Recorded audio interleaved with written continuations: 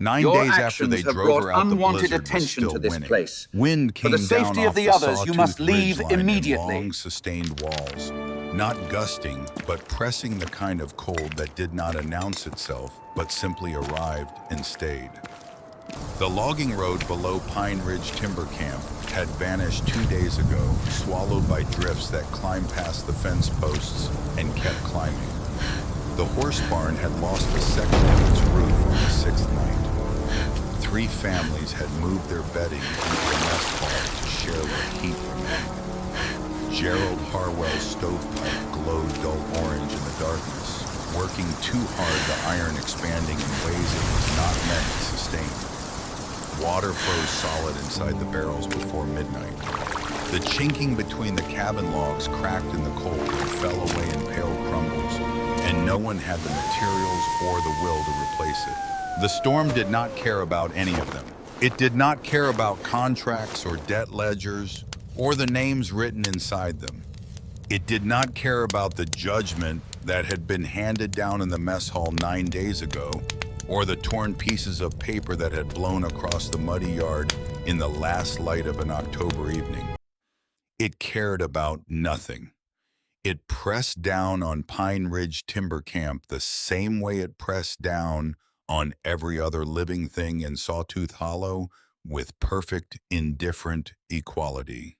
And behind a curtain of frozen water on a mountainside, where everyone below believed nothing could survive a small fire burn. The chamber was roughly 24 feet long and 16 wide, the ceiling rising to nearly 11 feet at its center, where the stone arched upward like the inside of an old cathedral no one had ever built. Almost no daylight reached this place. What light existed came from the fire, low and steady, in the ring of smoke-blackened stone near the far wall, and from the pale glow of the thermometer hanging from a notch in the rock. The walls were marked with charcoal, columns of numbers, temperatures recorded twice daily fuel consumption by bundle food remaining, by rough weight days counted in single vertical strokes, with a diagonal drawn through each completed set of 5. The 9th diagonal stroke had been drawn that morning. Lita Greer sat beside the fire and placed another heated river stone beneath the layered hides that formed the sleeping enclosure in the corner. She did not rush. She had learned in 9 days that rushing was the first way to make mistakes, and mistakes in here had costs she could not afford to pay. She checked the thermometer. 44 degrees inside the chamber, 31 near the entrance passage. Outside, through 100 feet of stone and ice, the temperature had not risen above 8 below zero since the 3rd day of the storm. She picked up a stick of charcoal and added a notation to the wall. Day 9. Outside temperature unknown. Wood supply 11 bundles remaining. Food adequate for 6 more days at current ration. Then she looked at the fire for a long moment, the way a person looks at the one thing in the room that is keeping them alive, and she thought about nothing in particular, which was how she had learned to rest without sleeping. She was not supposed to be alive. Everyone at Pine Ridge Timber Camp had made their calculations. Gerald Harwell had made his. His son Derek had made his. Even Dex Farrow, the mine foreman, who had handed over that walnut payroll box with its brass lock and iron handle, had made his in the quiet arithmetic of a man who chooses the easiest available answer and moves on. They had all agreed in their different ways on the same conclusion. A young woman with no family, no money, no shelter, and no allies turned out into an Idaho Territory autumn with a wool blanket and half a loaf of barley bread would not survive 2 weeks. The mountains in October did not negotiate. The cold did not make exceptions. The calculation was simple. They had not calculated for her. Rewind 3 weeks. Back to when Lita Greer was still just another pair of hands. She had come to Pine Ridge Timber Camp 4 years earlier, in the autumn of 1884, after her parents died of fever on the emigrant trail into Idaho Territory. She had been 16 years old. She had owned the clothes on her back, a small canvas bag with a change of linen, and a tin of her mother's sewing notions, and a labor contract signed on her behalf by the territorial agent who processed abandoned miners at the way station in Clearwater Junction. The contract was simple in its structure. Pine Ridge Timber Camp would provide food, shelter, and medical care as needed. In return, Lita Greer would work. The debt accrued during her parents' wagon journey in amounts she had never seen itemized and had never been able to fully understand would be repaid through her labor at a rate Gerald Harwell calculated each month. 4 years later, the debt had not meaningfully decreased. Gerald's calculations had a way of expanding to fill available space. She had learned in those 4 years to make herself useful without making herself visible. Her mother had taught her numbers, real numbers, not just counting, but the kind of careful arithmetic that let you track flour sacks against head count and know immediately when something did not add up. That skill had made her valuable to Gerald Harwell in a specific and limited way. He let her keep the supply ledgers. He let her weigh rations and record distributions. He did not let her ask questions about the columns that did not balance. She was 5 feet and 4 inches tall, and she moved through the camp with the particular economy of a person who had spent years learning which spaces were safe to occupy and which were not. Her gray-blue eyes held a quality that was not quite wariness and not quite calm, but something in between, the quiet attention of someone who had learned to read rooms before entering them, to measure the temperature of a conversation before speaking into it. The faint scar above her left eyebrow, a pale crescent from a wagon wheel spoke that had caught her during a creek crossing when she was 12, had faded over the years to the point where you would only notice it in certain light, when she turned her head at a particular angle and the scar caught the edge of a lamp flame and went briefly silver. Her hair was a medium brown, the color of creek water in autumn, worn loose to her shoulders in natural waves she had never had the products to style or the time to arrange. She had windburn on both cheekbones from the mountain air. Her hands showed the work, short, clean nails, capable fingers, the faint ghost of flour dust in the lines of her knuckles from 4 years of bread making at the camp kitchen. She wore her olive canvas chore jacket every day. The fabric faded to a soft sage green, the collar slightly frayed, the left pocket repaired twice with mismatched thread. She wore it the way some people wore their names.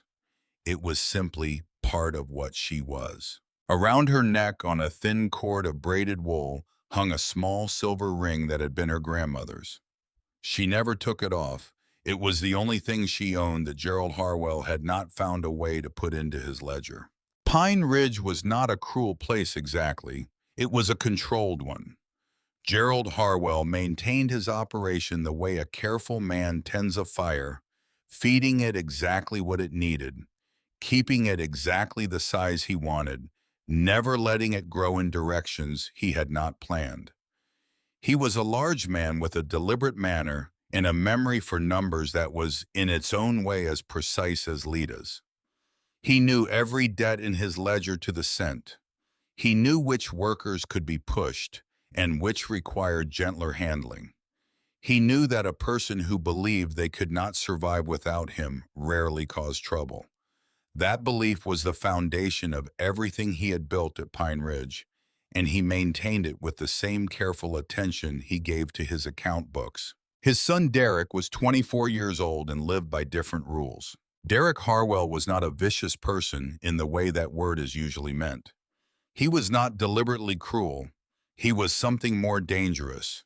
He was a person who had never been required to account for the damage he caused, who had grown up watching his father calculate consequences for everyone around him, while Derek himself remained perpetually exempt from the column. He gambled. He had been gambling since he was 17, small games at first cards, with the seasonal workers, Then larger games when the ore wagons came through from Silver Creek Mine and brought with them men who played with real money. He lost more than he won. He always had. He had a way of believing each time that the next hand would correct the previous one. But there was something beneath the gambling that Lita had observed over 2 years of careful watching. Derek was not simply reckless. He was afraid. Specifically, he was afraid of his father, and the fear expressed itself not as submission, but as a desperate, repetitive attempt to solve his own problems before Gerald could discover they existed. He had an older cousin, a man named Arden, who had once been part of the Harwell operation and had been quietly removed from it when Gerald decided Arden's judgment was unreliable. Derek had watched that removal. He had understood what it meant. Every debt he accumulated in secret was at its core an attempt to remain the kind of son Gerald did not have reason to remove. It was this fear more than the gambling itself that made him dangerous in the particular way he turned out to be dangerous. A man who gambles carelessly can lose money. A man who gambles while terrified of discovery will eventually make a calculation that sacrifices someone else to protect himself because the alternative is a conversation he cannot afford to have. Whenever the ore wagon stopped at Pine Ridge for a night's rest and resupply, Derek disappeared after dark. He would come back before breakfast, sometimes flushed, sometimes pale, sometimes with a new set of debts that he would spend the following weeks trying to quietly resolve. Lita had watched this pattern for 2 years without speaking of it. She had also twice seen him slip into the supply storehouse after hours moving quietly along the back wall in a way that suggested he did not want to be seen. She did not know what he had taken. She had not looked closely enough to know. What she understood was that the word of an indentured girl carried no weight against the word of a landowner's son, and that the first rule of survival at Pine Ridge was to know exactly which battles you could not win. Vera Hensley noticed things too, but differently. Vera was the camp laundress, a widow in her late 50s, who had arrived at Pine Ridge 7 years ago after her husband died and left her with a small debt of her own. She had worked it down to almost nothing through 7 years of steady labor, and she had learned in those 7 years the particular art of kindness in a place that discouraged it. She noticed which children went to sleep hungry and made sure her bread ration stretched. She noticed when a worker was ill and reported it early enough to prevent it spreading. She noticed Lita and did not make a production of it. One morning, Lita had found the torn sleeve of her gray cotton undershirt mended neatly and folded on her bunk, the stitches so small and even they were nearly invisible. Vera had done it before dawn and said nothing about it. That was the only kind of generosity that survived at Pine Ridge, the kind that did not announce itself. There was also Elliot Marsh, who was new. He had arrived in mid-October to teach the camp children through the winter months, a position Gerald Harwell had agreed to mostly because several of his longer-tenured workers had pressed for it. Elliot was 38, quiet, with the particular bearing of an educated man who had spent enough time in rough country to have the education worn smooth. He watched things. He wrote in a small leather notebook when he thought no one was looking. He had been at Pine Ridge for 2 weeks when the payroll box arrived, and he had not yet formed opinions about most of what he saw, but he had formed them about a few things. Derek Harwell's poker face was not as reliable as Derek believed, and Lita Greer was not what her ledger entry said she was. The payroll box arrived on the 23rd of October, 1888. It belonged to the mining crew from Silver Creek and held the wages of 32 miners, along with the stamped company script that served as supplementary payment for certain categories of supplies. The box itself was walnut, about 18 inches long, fitted with an iron handle, and a brass lock that had not been opened since it left the mining office 4 days earlier. Dex Farrow carried it himself. He was the mine foreman, a cautious man with a broad face and careful eyes, and he had made this supply run before, had trusted Pine Ridge Timber Camp before, had trusted Gerald Harwell's safekeeping before. He handed the box to Gerald in the camp office and watched Gerald lock it in the iron cabinet behind the desk. Then he went to supper. That night, Derek Harwell lost $240 at cards. The two teamsters who had won it were not men who accepted promissory notes. They wanted payment before the wagons rolled out at sunrise. They also made clear in the particular way such men communicate that they were aware of how much Gerald Harwell valued his reputation as a man of orderly accounts, and that certain information about his son's activities over the previous 6 months might find its way into conversations that Gerald would find uncomfortable. Derek sat with this for approximately 3 hours. At midnight, he retrieved the spare office key from the back of his father's desk drawer, where it had lived for 6 years. He carried it across the dark yard to the office, moving quietly. He unlocked the cabinet. He lifted the payroll box.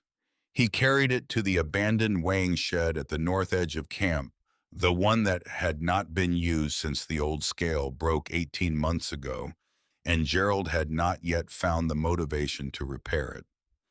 In the weighing shed, Derek pried up a loose floorboard with the small iron bar he had brought for the purpose, lowering the box into the space beneath. He took from the box a sufficient number of silver coins to silence the teamsters until morning, and then a little more. Then he did something careful. He pulled a single piece of Silver Creek script from the box and walked back through the dark to the women's bunkhouse. He did not go inside. He reached through the half-open window beside the door, found the sewing basket that always sat on the shelf just inside, and pressed the folded script beneath the top layer of thread spools. He had chosen Lita because she had seen him. Not the night of the payroll box, but the week before, when he had come out of the supply storehouse at 11 in the evening, moving the way a person moves when they do not want to be seen moving. He had turned and found her standing 10 feet away with an empty water pitcher coming back from the well. Their eyes had met for 2 seconds. She had said nothing. She had walked back to the bunkhouse without changing her expression. But he had spent the past week aware of that 2 seconds and what it might mean, and whether it would eventually find its way into a conversation he could not control. She was safe to blame. That was the calculation. She had no family to demand answers. She had no money to hire an advocate. She had a labor contract that placed her entirely within Gerald Harwell's jurisdiction, which meant any accusation Gerald chose to believe became functionally a conviction. And she had been present, consistently present, near the office and the supply areas because her work required it. She was in the arithmetic of blame, the path of least resistance. Derek had made his calculation the way his father had taught him to make calculations. He had found the number that worked, and he had written it down. The discovery was reported at 7 in the morning. Gerald opened the office, unlocked the cabinet, and found it empty. By 7:30, a search was underway. By 8, it had found its way to the sewing basket on the bunkhouse shelf, where the folded piece of Silver Creek script sat beneath a spool of brown thread. By 8:15, Lita was standing in the middle of the camp yard with 4 people looking at her, and the familiar sensation of a situation that had been decided before it began. She recognized the feeling. She had been navigating versions of it for 4 years. She did not cry. She had learned a long time ago that crying in front of Gerald Harwell accomplished nothing except to confirm whatever story he had already decided to tell. Instead, she looked at the script in Gerald's hand and asked 3 questions in the order that seemed most logical to her. First, the office cabinet had an iron lock. There was no sign of forced entry. How had she obtained the key? Gerald said the spare key was missing from his desk. Second, the yard outside the office was still muddy from the rain 3 days before. Had anyone looked for footprints, Gerald said the ground was too disturbed to read. Third, where was the spare key? Now Gerald did not answer this one. She looked at Dex Farrow, who was standing slightly apart from the others holding the piece of script in his own hands, now turning it over. He was not a stupid man. She could see him thinking.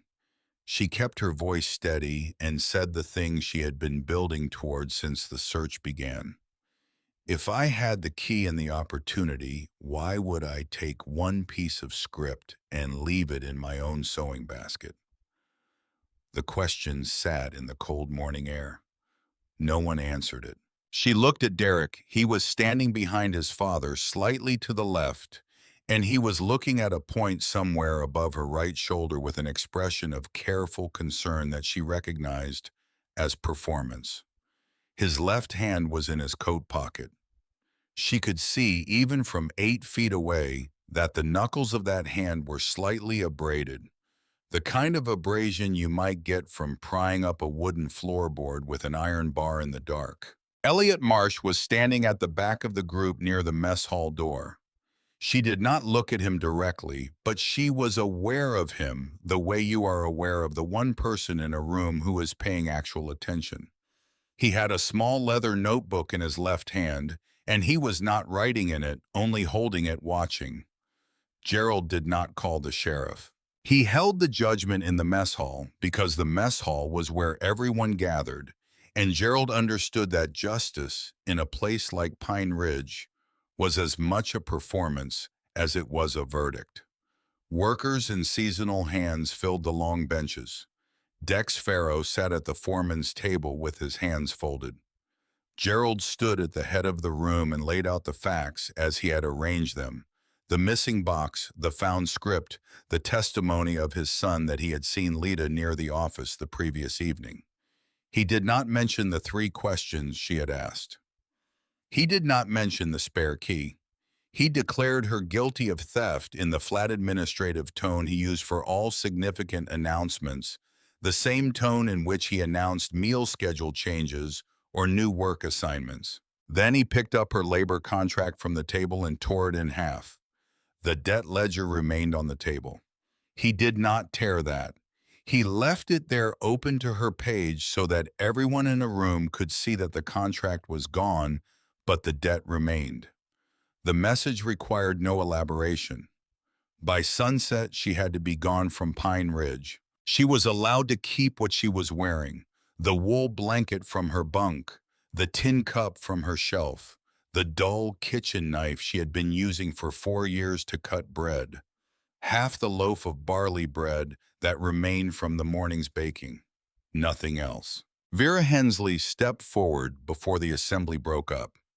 She was holding the heavy canvas coat that had belonged to her husband, a thick, well-made thing lined with wool flannel, the kind of coat that could keep a person alive in weather that would kill them without it. She held it out toward Leda without saying anything. Her face was very still. Gerald said clearly enough for the room to hear, "Anyone who assists a thief may find certain adjustments made to their winter ration." Vera stood there for another moment with the coat extended, then she lowered it slowly and stepped back. Lita did not look at her. She understood that Vera had tried and that trying was in that room in that moment the most that could be asked of anyone. She walked out of the mess hall into the last light of an October evening in Idaho Territory. The sky in the west had gone the color of old pewter. The air had a sharpness in it that was not quite the bite of deep cold, but was its announcement. Something was coming. She could feel it in the particular way the wind moved through the gaps between the buildings, not gusting, but testing, probing for weaknesses. She had been reading weather since she was a child on a wagon that had to make decisions about when to push forward and when to stop. What she felt in that wind was not a storm, but the memory of the advance report that something much larger was 3 or 4 days behind it. She had a blanket, a cup, a knife, half a loaf of bread, and the clothes she stood in. She began to walk. The logging road south of Pine Ridge ran 14 miles to the nearest settlement. In reasonable weather, a healthy person could cover it in 5 or 6 hours. Lita was healthy enough, and the weather was not yet unreasonable, but she was also carrying the particular weight of the last several hours. The kind of weight that is not physical, but settles into the body and makes the legs move differently. She walked at a pace that was sustainable, not fast. She monitored her body the way she monitored the supply ledgers, checking the columns, noting what was present and what was not, identifying the items that were running low. Her hands were cold. She had no gloves. She tucked them alternately into the blanket she had draped over her shoulders, switching so that one hand was warming while the other managed the blanket's edge. It was not an efficient system. She began looking for something better before she had gone a full mile. The rain started as she passed the second trail marker. It was not the heavy rain of summer, but the cold, deliberate rain of a mountain October, each drop carrying a quantity of cold disproportionate to its size. The wool blanket absorbed it steadily. Within 20 minutes, the fabric had gained several pounds of water weight and lost most of its insulating capacity. The corduroy road surface turned slick. She slowed her pace. Moving fast on slick ground was another form of mistake she could not afford. At the fork where the south logging road split into two skidding trails, a fallen pine blocked the lower path completely. The tree was enormous, 3 feet across at the break, and it had come down recently enough that the splintered wood at the break was still pale and bright. There was no way around it. The ravine on the left side dropped away too sharply, and the brush on the right was dense enough to be impassable in the dark without taking damage. She looked at the slope above. No trail, just rock and spruce in the particular darkness of a mountain face at dusk. She climbed. She moved the way she had been moving since she left the camp, with economy, with attention. She tested each foothold before committing weight.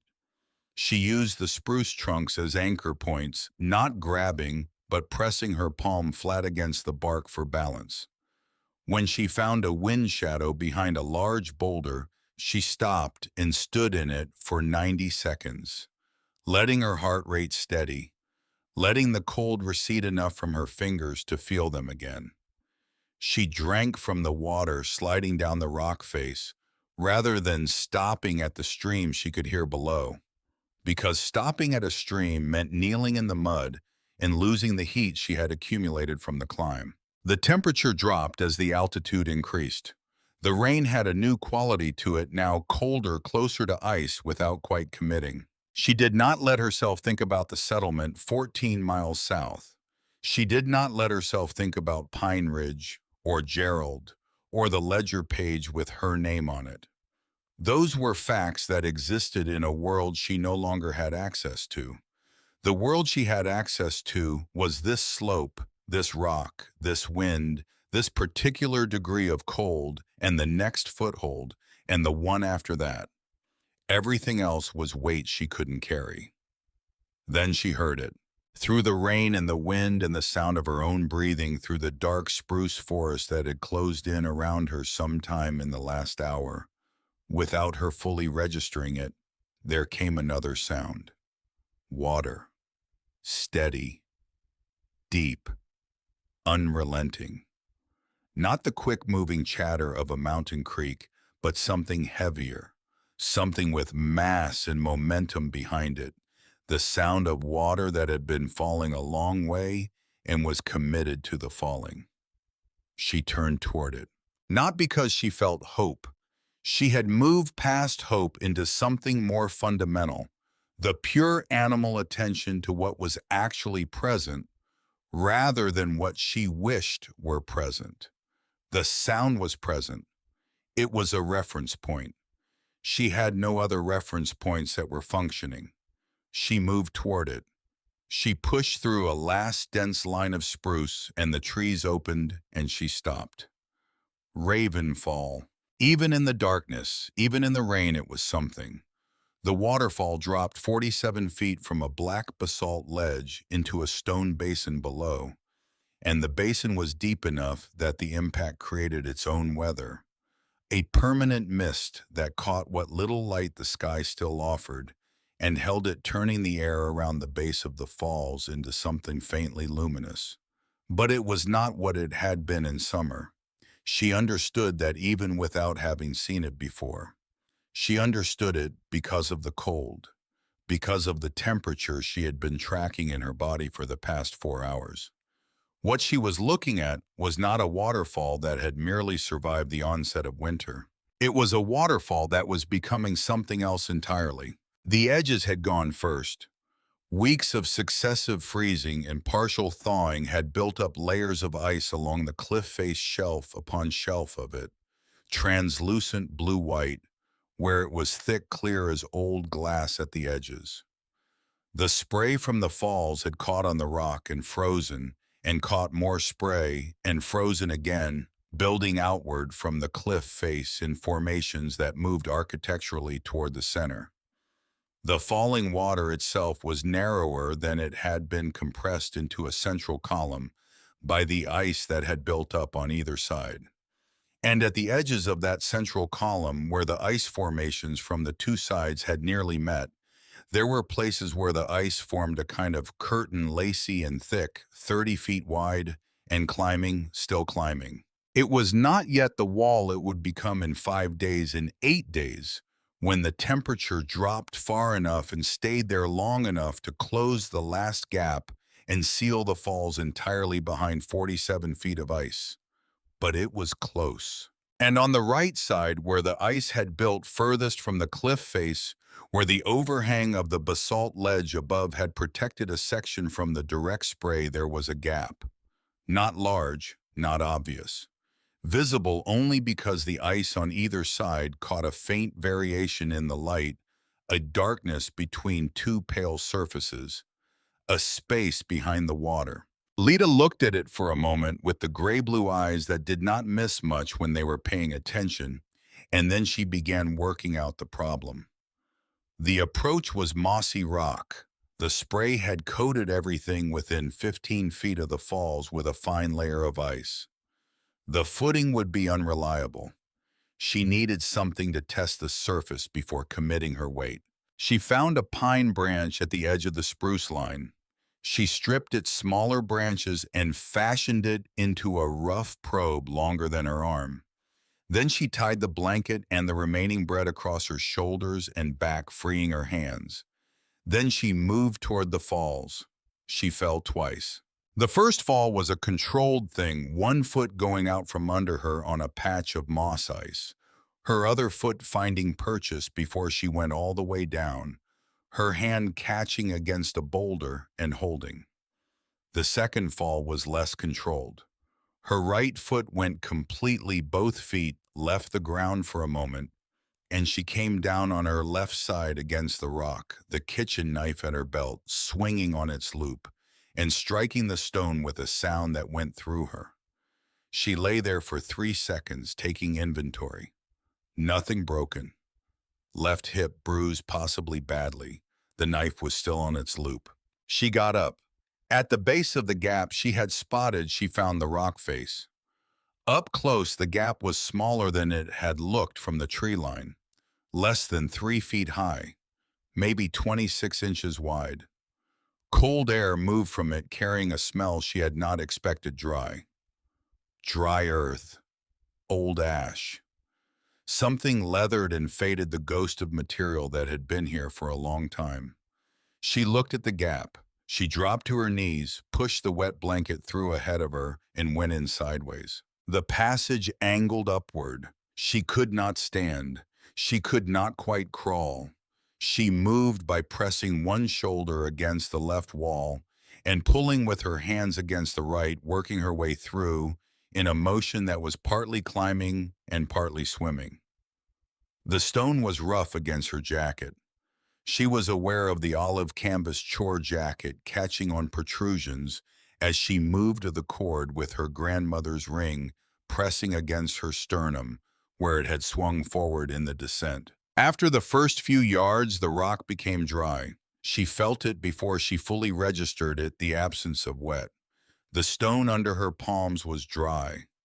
The air coming from ahead was dry. The cold was still there, but it was the cold of enclosed space, not the cold of open sky. The roar of the falls dropped to a deep vibration inside her chest present, but muted the sound filtered through 30 feet of solid basalt. She could still hear it. She could still feel it, but she could no longer feel the rain. She stopped in the dark and reached one hand back toward the entrance. The storm was still there.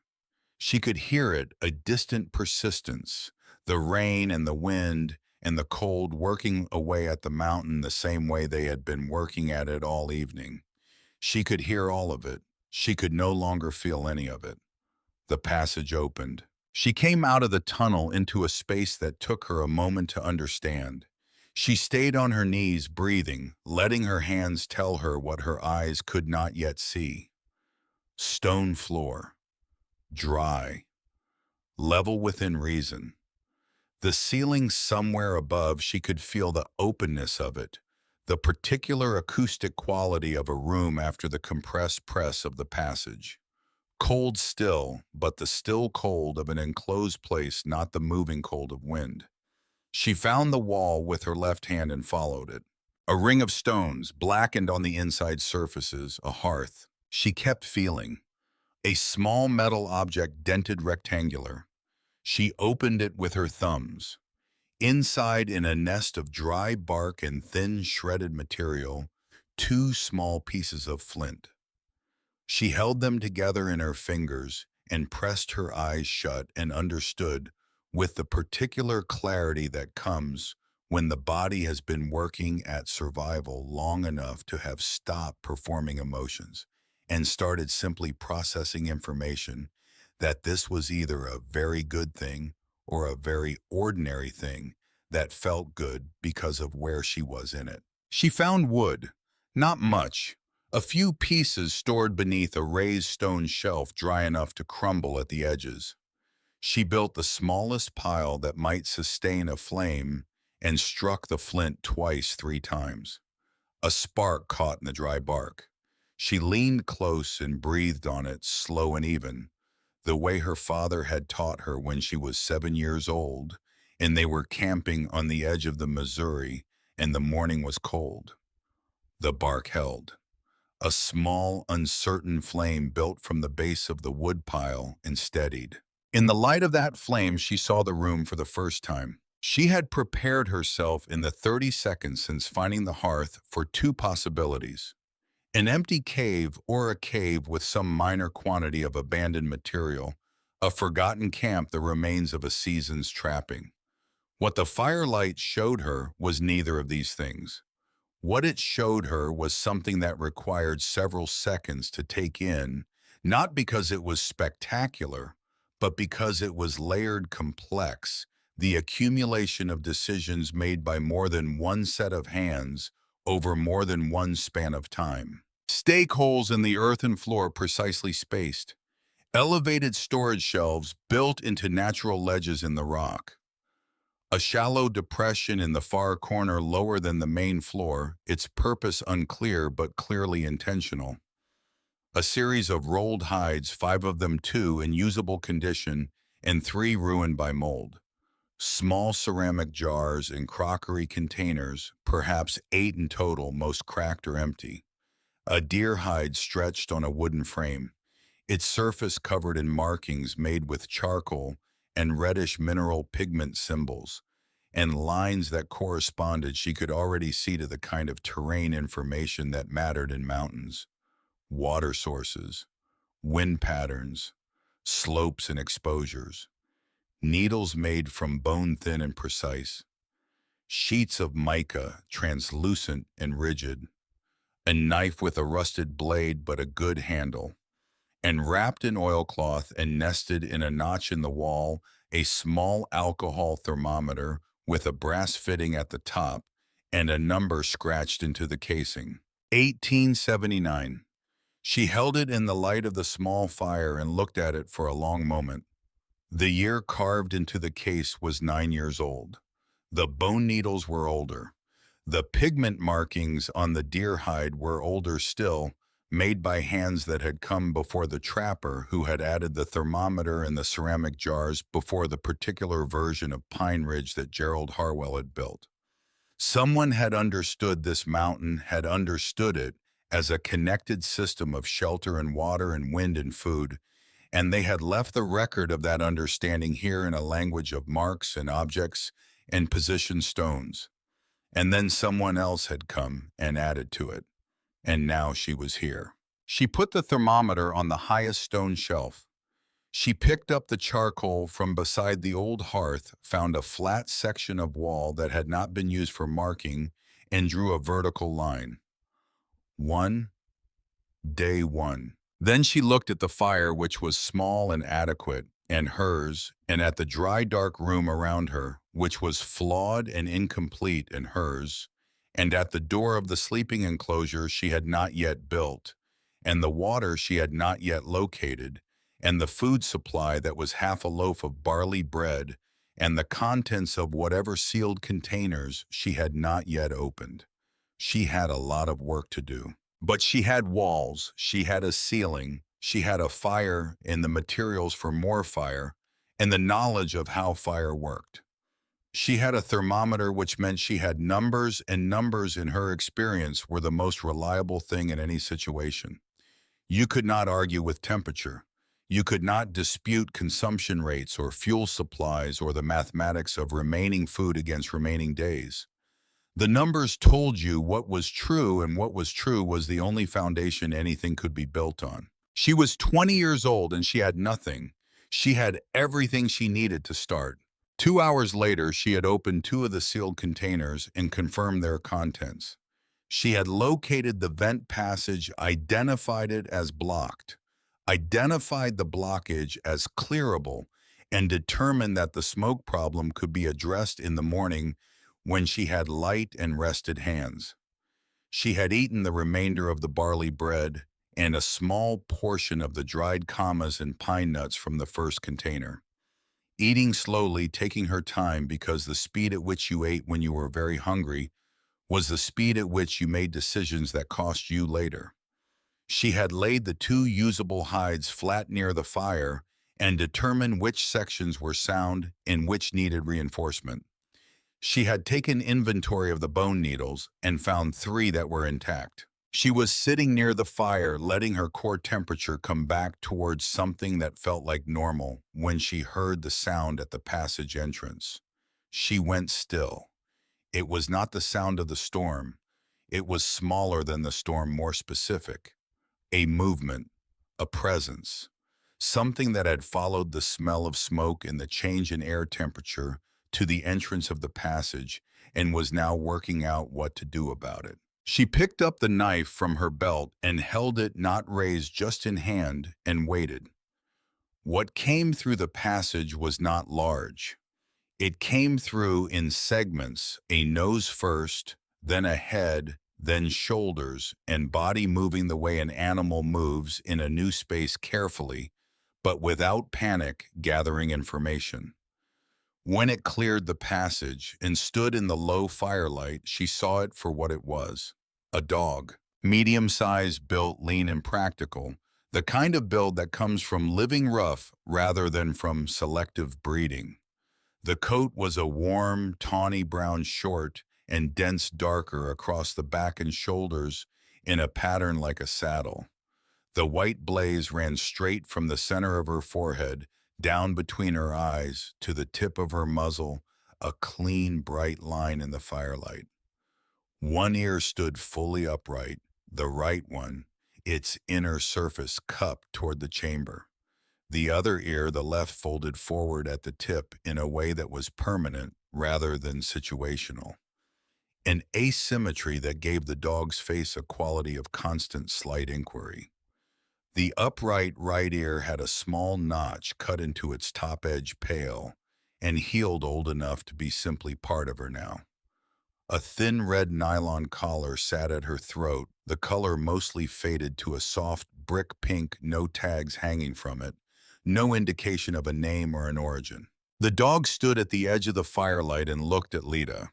Her eyes were dark amber brown, and they held in them the particular quality that certain animals have, a directness that is not human but is not entirely unlike it, a looking at rather than a looking near.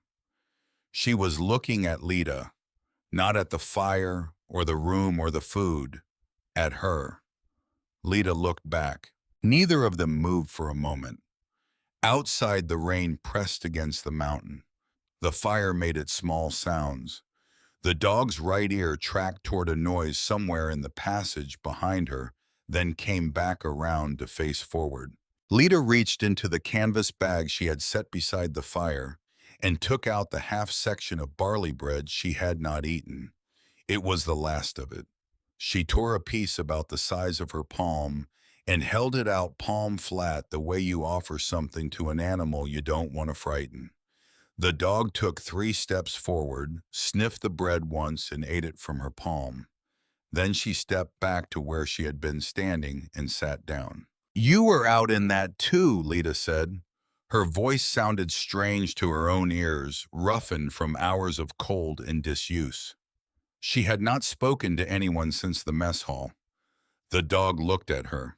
Lita looked at the white blaze running down her muzzle, bright even in the dim firelight, and thought of the marks on the wall behind her, the record of temperatures and fuel and days, and of the thermometer wrapped in oilcloth, and of the way that certain things that were true remained true regardless of the circumstances around them. The blaze was one of those things. It was a fixed point. It would be there in the dark, in the cold, in whatever came next. She thought of the word for something that stayed when everything else changed. Moss, she said, and found she liked it. The color of the rock outside the green-gray of the approach to the falls. Quiet and fixed, and still there, no matter what. The dog did not respond to the name in any particular way. She settled herself down onto the stone floor near the fire, curled with her nose toward her tail, and appeared to consider the matter settled. Lita looked at her for a moment. Then she looked at the fire. Then she picked up the charcoal and added a small notation beside the day 1 mark on the wall. 1 dog. Don't know where she came from. She looks like she's done this before. She set the charcoal down and leaned back against the stone and watched the fire burn.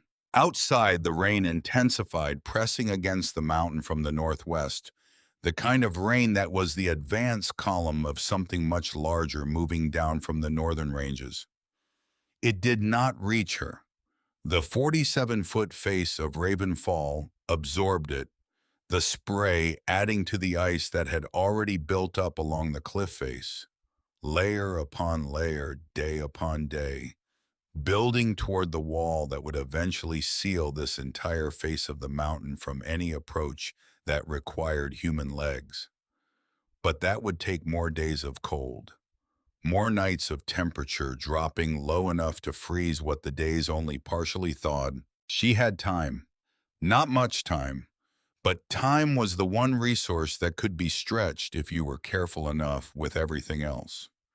She looked at the wall where she had made her marks, the single vertical stroke for the day, the notation beside it. Tomorrow she would fix the vent. Tomorrow she would find the water source she suspected existed somewhere in the passages off the main chamber. Tomorrow she would inventory everything in this room properly, with columns and totals the way she had been taught and the way she trusted. Tomorrow there would be a list of everything she had and everything she needed and a plan for closing the distance between them. Tonight there was the fire. There was Moss asleep with her chin on her forepaws and the white blaze glowing faintly in the dark, the one ear upright and tracking even in sleep, cataloging the sounds of the mountain around them. There was the dry stone of the walls. There was the silence that was not quite silence, but was the deep vibration of the fall sealed away behind ice and rock, reduced to something that was less sound than presence.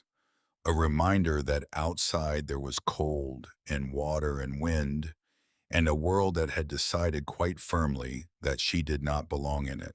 She was 20 years old. She had been called a thief in front of everyone she knew. She had been handed a knife and half a loaf of bread and told that the mountain would do what the mess hall had decided. She had climbed in the dark and the rain and fallen twice, and found this place by the particular logic of having no other direction left to walk.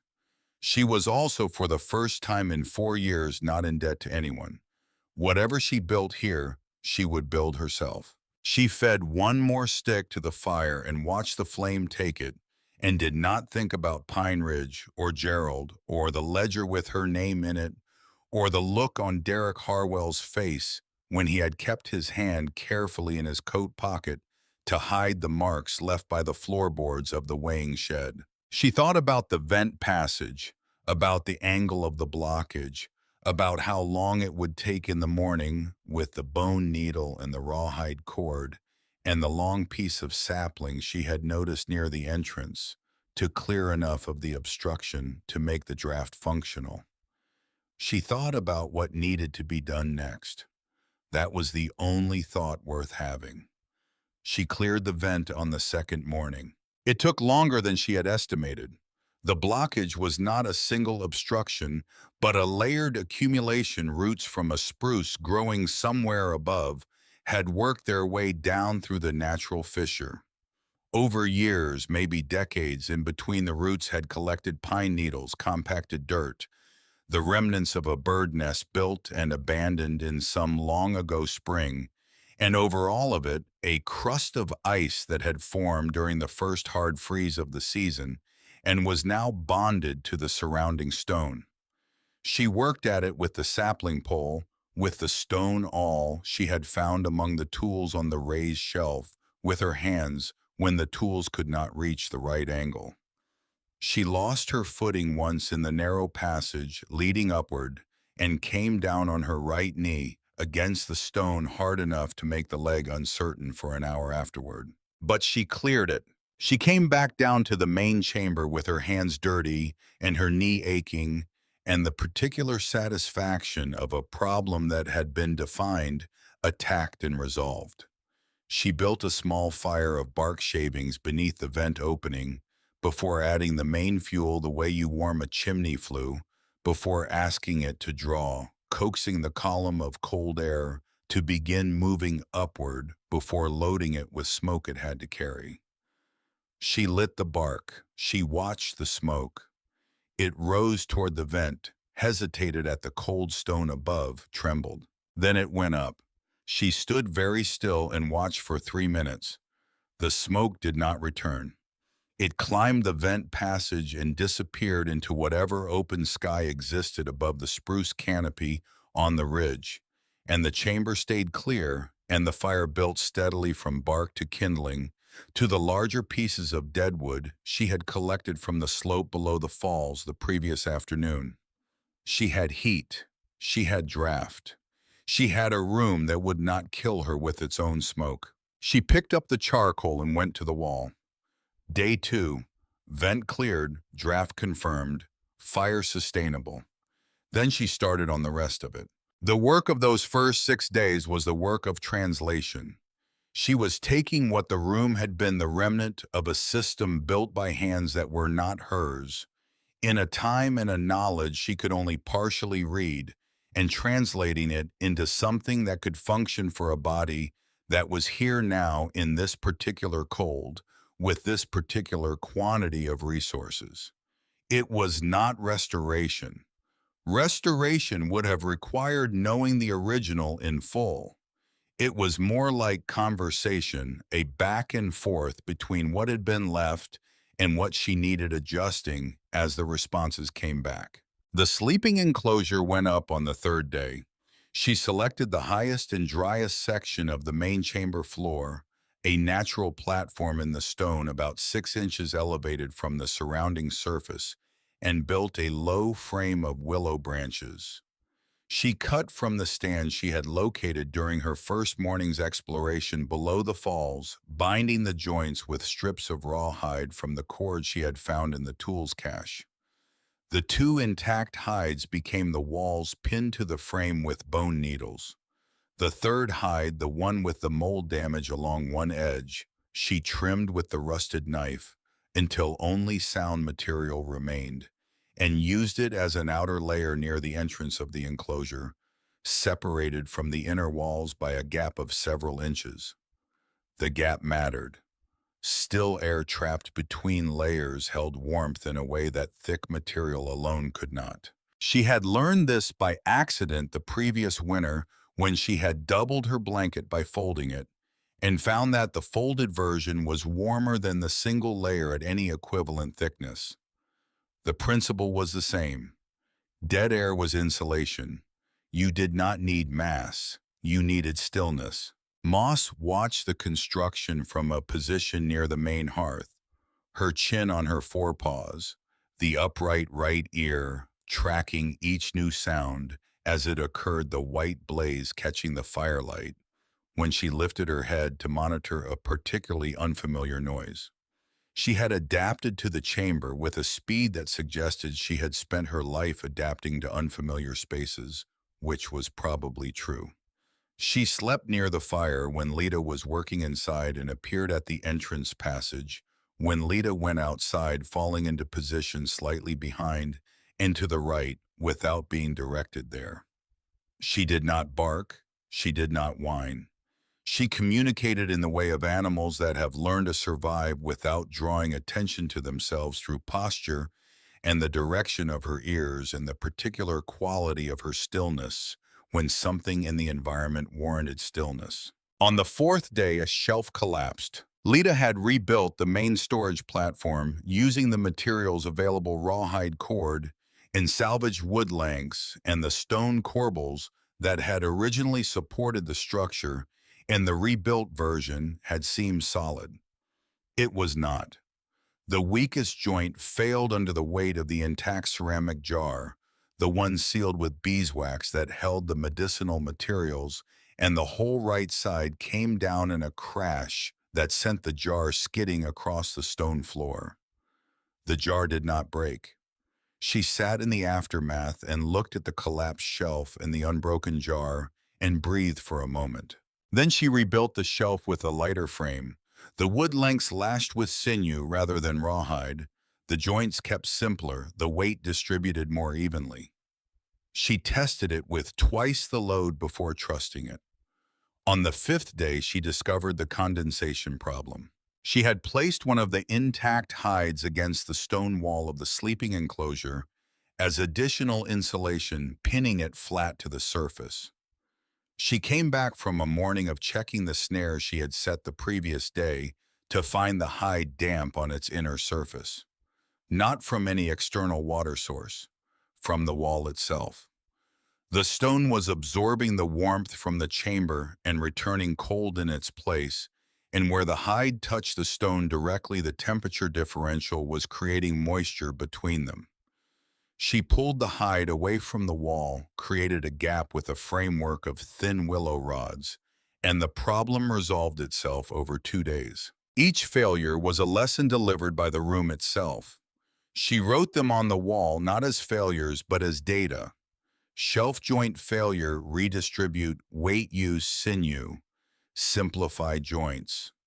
Hide against stone requires air gap. Vent draw insufficient in northwest wind. Pre-warm flue column before adding fuel. The wall became a manual specific to this chamber, specific to this mountain, specific to her. For heat distribution, she settled on a system she had worked out through 3 nights of experimentation. 4 river stones, each approximately the size of a large loaf of bread, placed beside the fire each evening and allowed to heat slowly for 2 hours.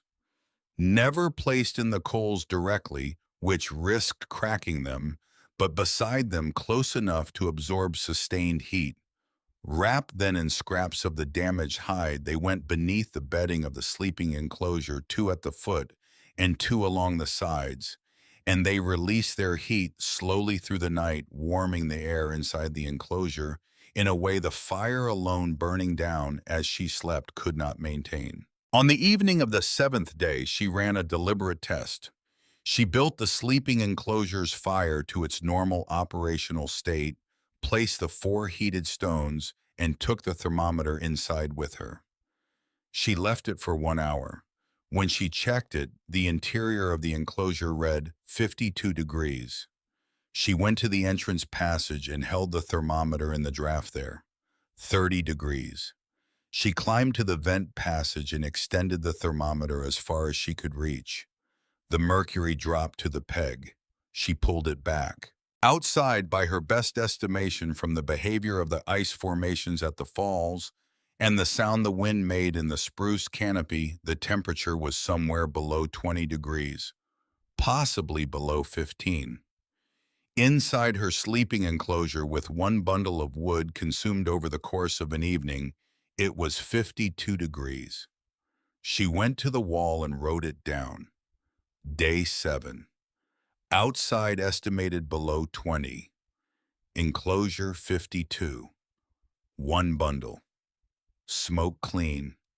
Hides dry. She set the charcoal down and looked at what she had written. The numbers did not describe how she felt. They described what was true. What was true was that she had built a place that could sustain a living body through a night that would kill anyone still outside without shelter. What was true was that she had done it with rusted tools and salvaged material, and the particular kind of attention that her mother had tried to teach her about numbers, that they were not just record-keeping, they were reality. And reality was the only foundation anything real could be built upon. She put the thermometer back on its shelf. Moss came and lay down near the enclosure entrance. Her nose pointed outward toward the main chamber, the upright ear still monitoring. Lita pulled the hide walls of the enclosure closed and lay down on the bedding and felt the warmth of the stones working upward through the layered material and listened to the falls outside, reduced now to a low vibration in the stone, and did not think about Pine Ridge. She thought about food.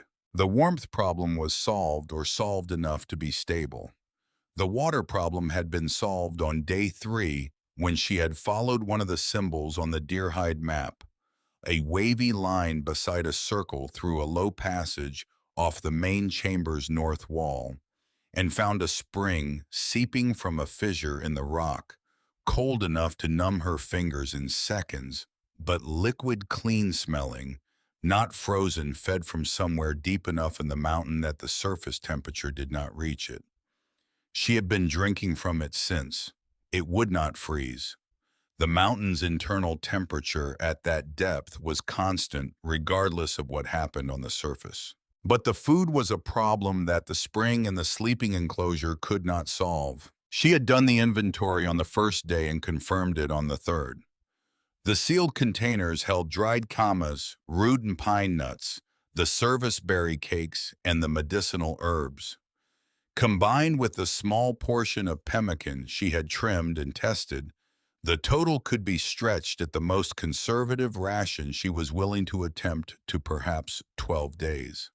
13 if she was very careful about the pine nuts.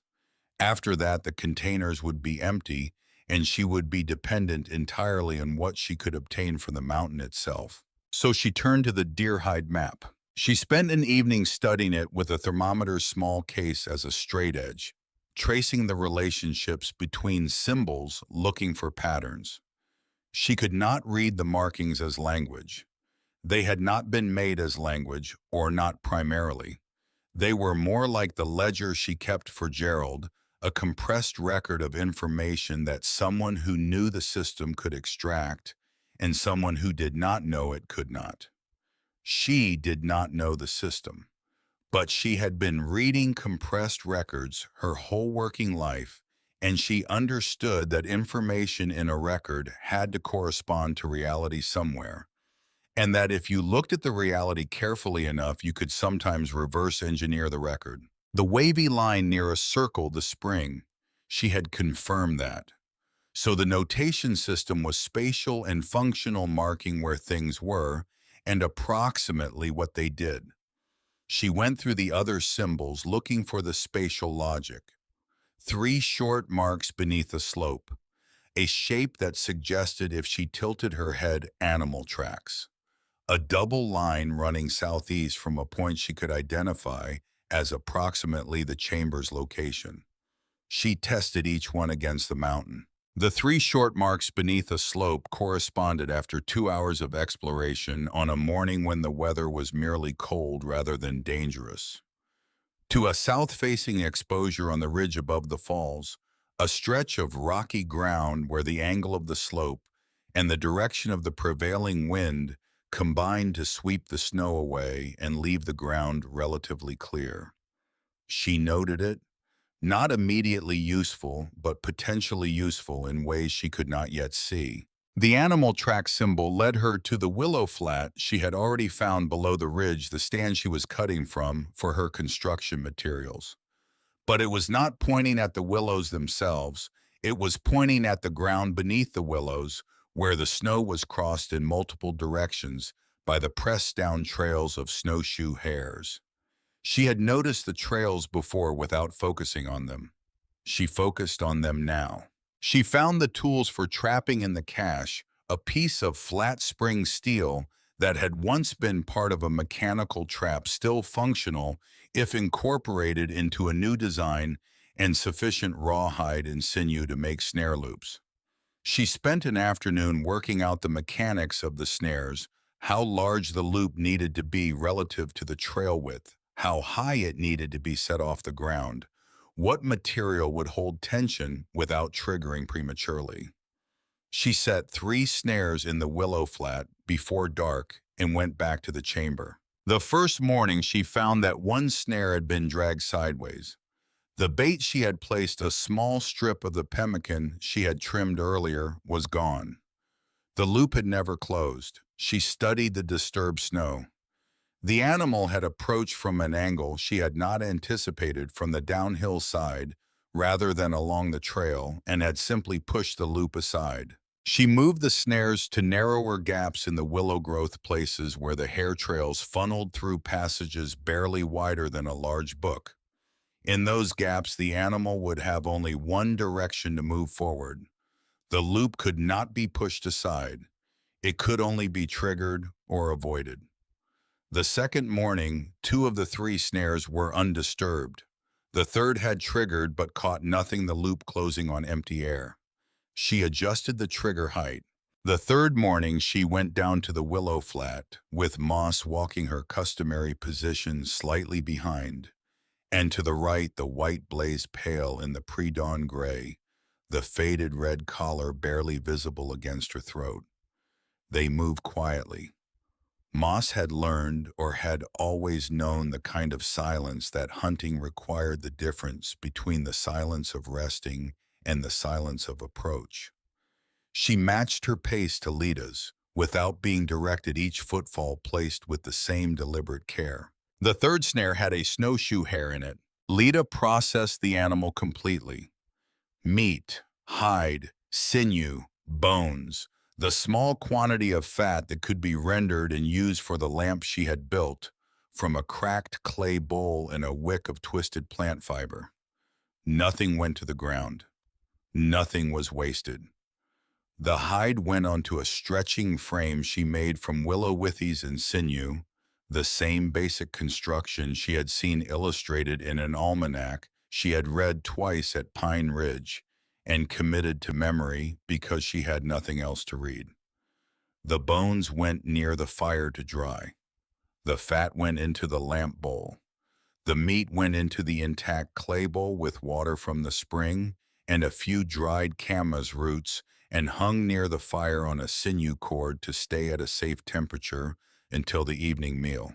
She was aware as she worked of something that had no column in the supply ledger, but that was real nonetheless. At Pine Ridge, she had been accused of taking what did not belong to her. Here, everything she took she used entirely.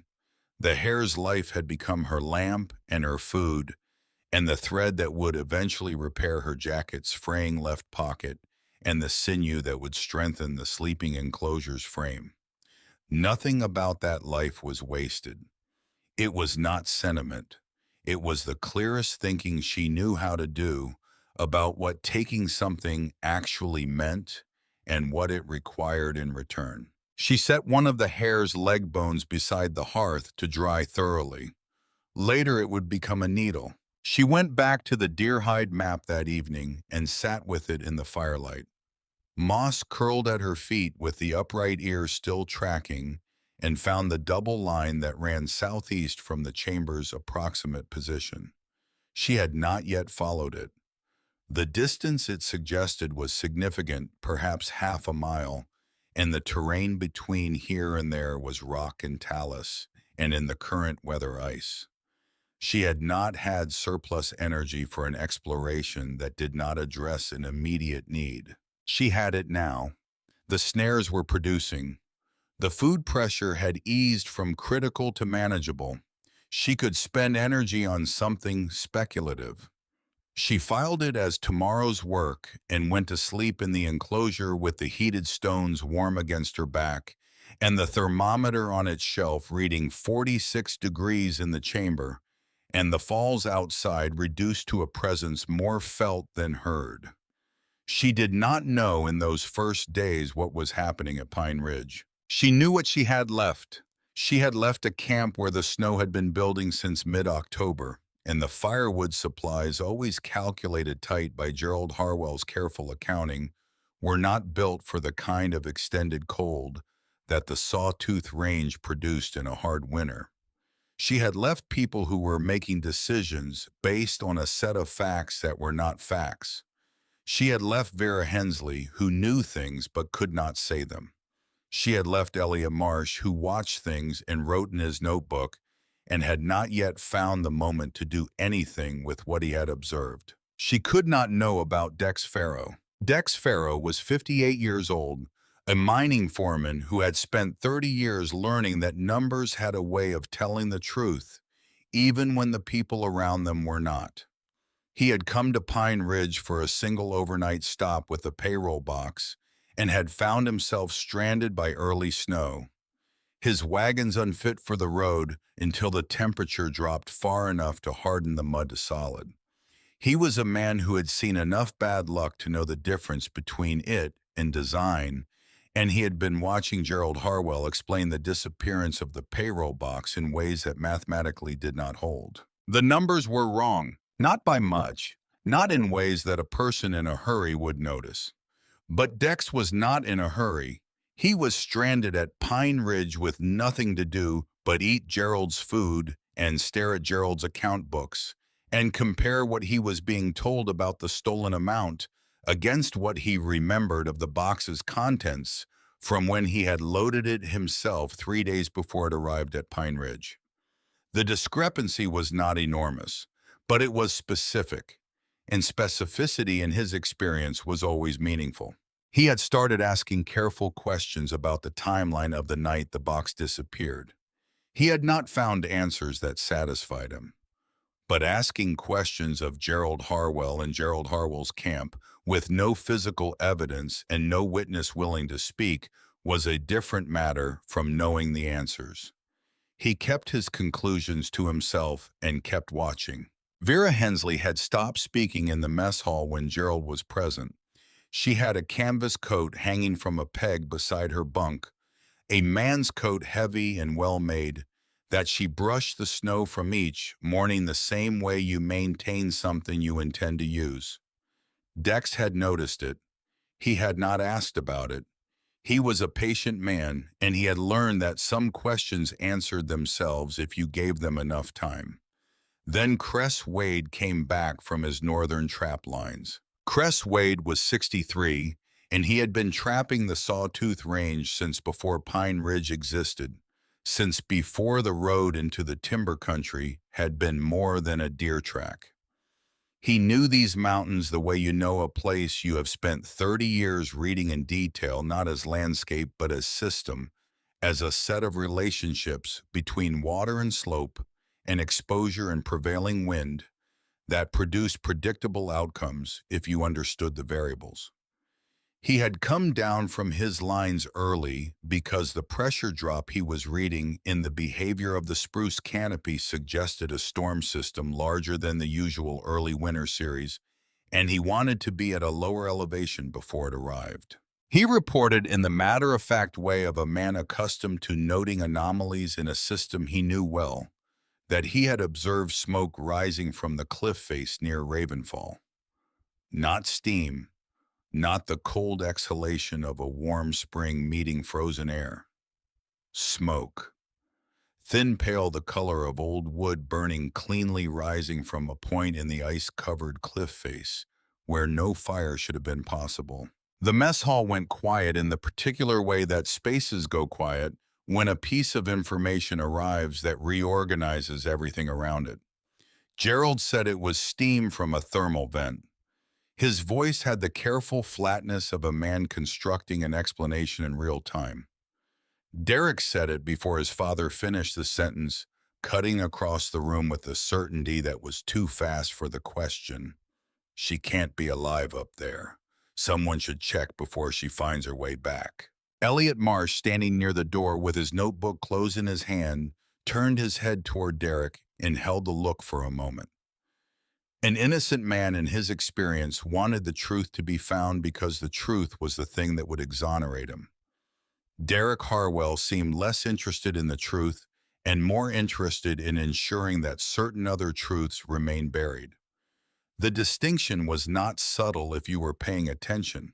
Early winter ice around those falls can kill 3 men before they reach the rock face, Kress said. He was not arguing. He was stating a condition. I won't guide anyone up there in this. 3 days later, Gerald removed Cresswade's credit at the company store. It was the only store within 14 miles that stocked the supplies a trapper required, and Gerald knew this as well as Kress did.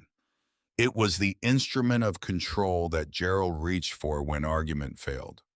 The store was the last leverage he held over the men who moved in and out of the timber country, and he applied it with the precision of a man who had been using it for years. Kress accepted the removal of his credit without visible reaction. He bought what he needed from his own existing stock, repacked his supplies, and spent 3 days conducting his own assessment of the approach to Ravenfall from the eastern ridge where the wind had swept most of the accumulated snow away, and the footing was better than the creek bed route that everyone else would instinctively choose. He chose a morning when the camp was occupied with storm preparation and no one was watching which direction he walked. He went alone on the 4th day in the early morning before the light was fully established, and he took the eastern ridge route he had been planning since the day Gerald removed his credit. Lita saw him first. She had developed the habit in 9 days of living behind the ice wall of making a circuit of the available vantage points each morning. Not for any specific surveillance purpose, but because reading the landscape around a fixed position was the same category of work as reading the supply ledger. You noted what was present, what had changed, what should be there and wasn't, what shouldn't be there and was.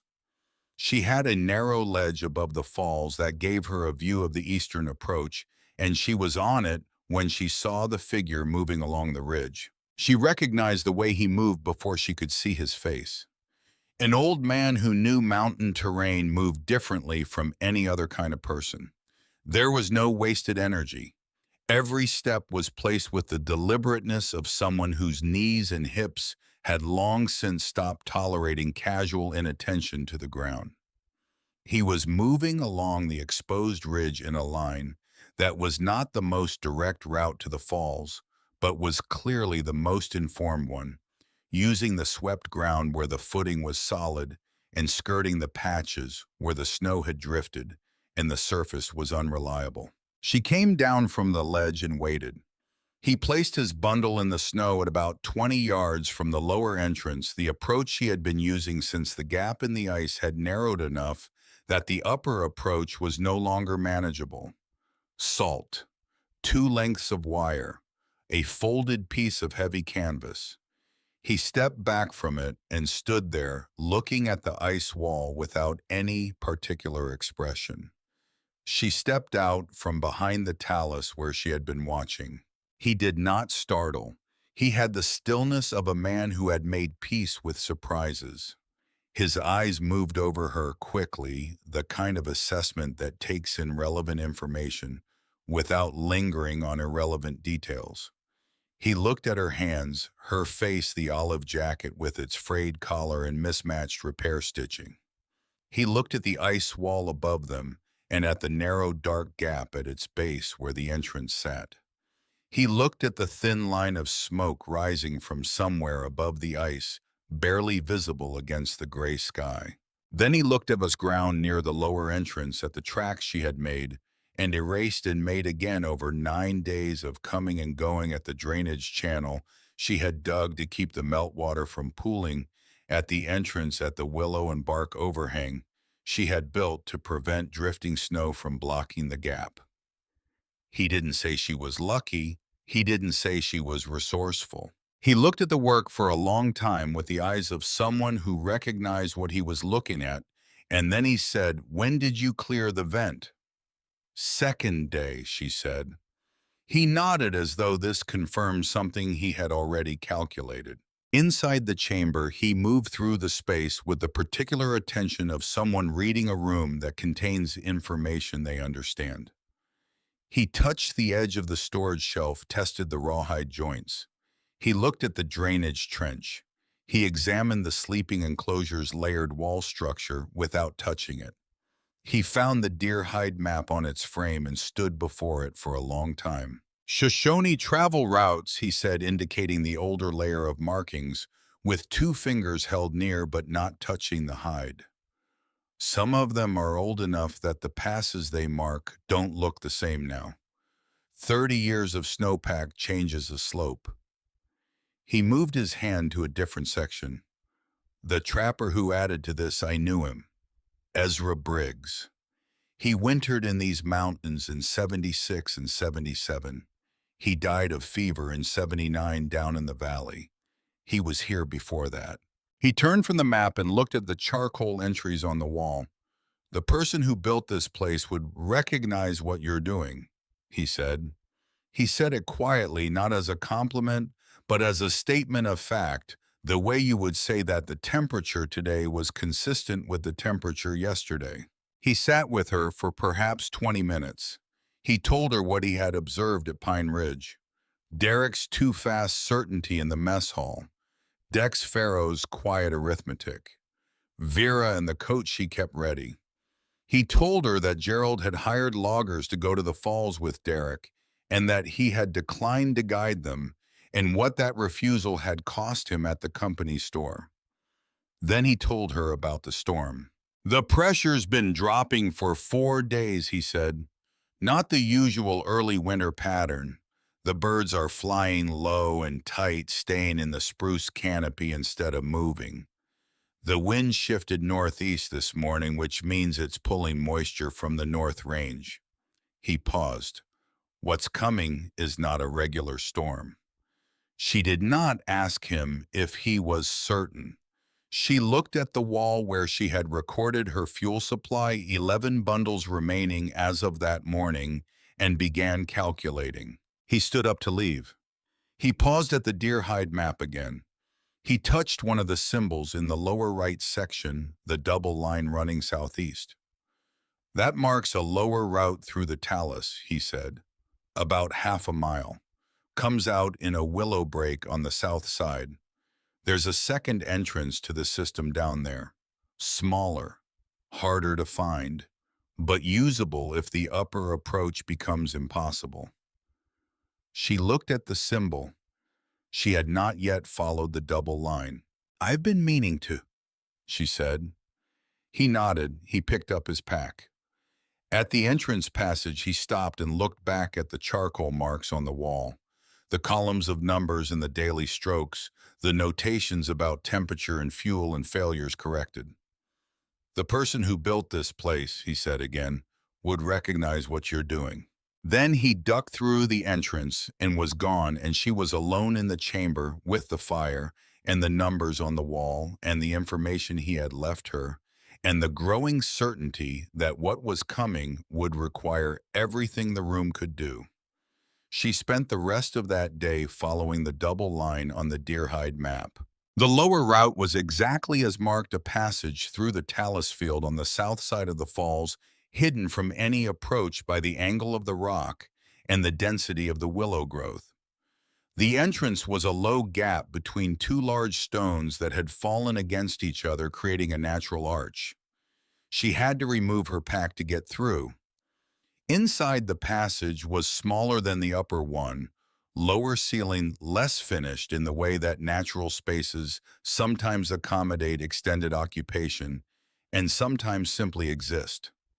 But it connected, after perhaps 60 feet of difficult crawling, to the lower section of the main chamber's network, coming up through the floor of a side passage she had noted but not fully explored. She spent an hour assessing it.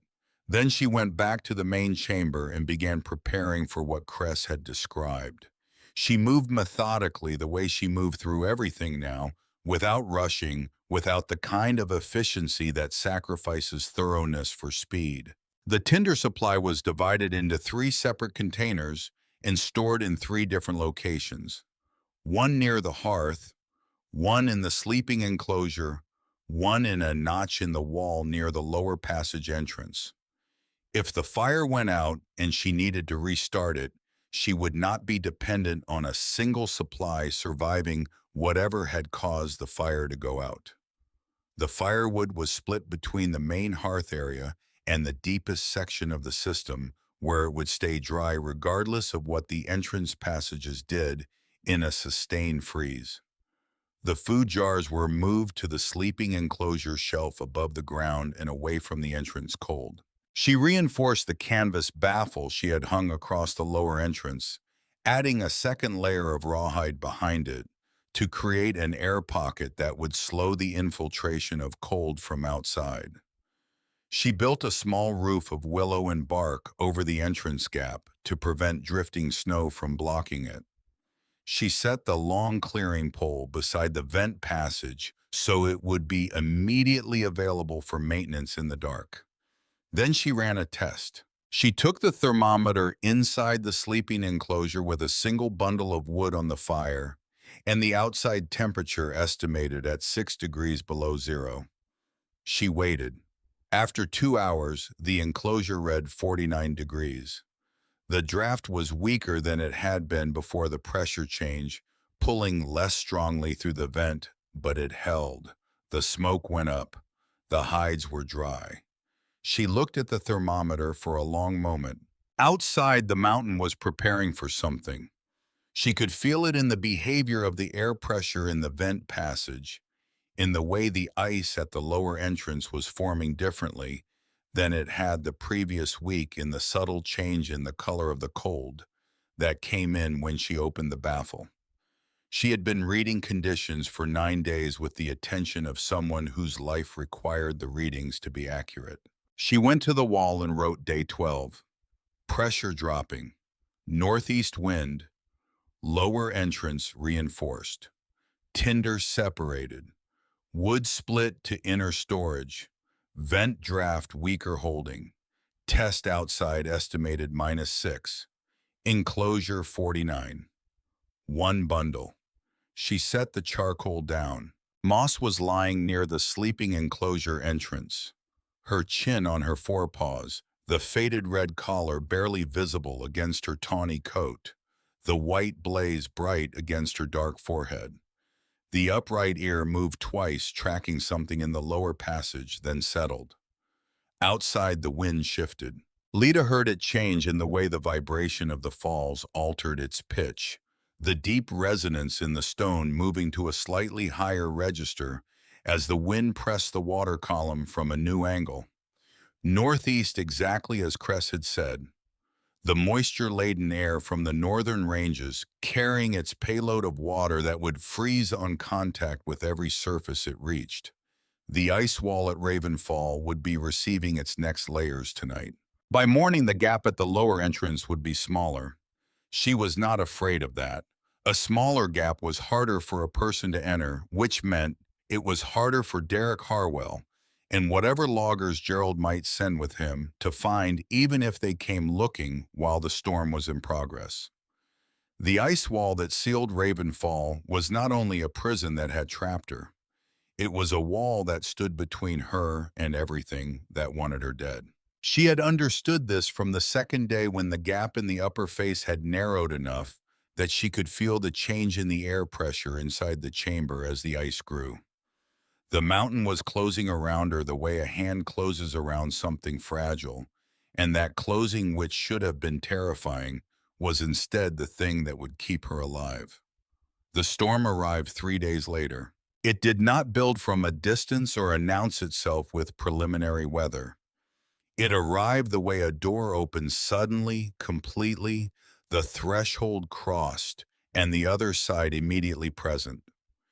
The wind that hit the Sawtooth Ridgeline on the night of the 15th day was not the probing wind of the preceding days, but a sustained wall of pressure from the northeast that struck the cliff faces and the standing timber with enough force to be felt inside the chamber as a change in the vibration of the stone.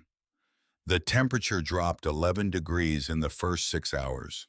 In Pine Ridge Timber Camp, the drop was catastrophic. Gerald's stovepipe, which had been running too hot for a week, cracked at the elbow joint on the second night.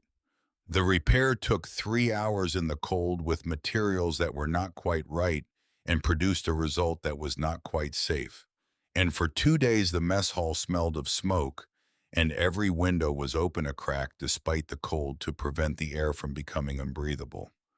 The horse barn had already lost its partial roof.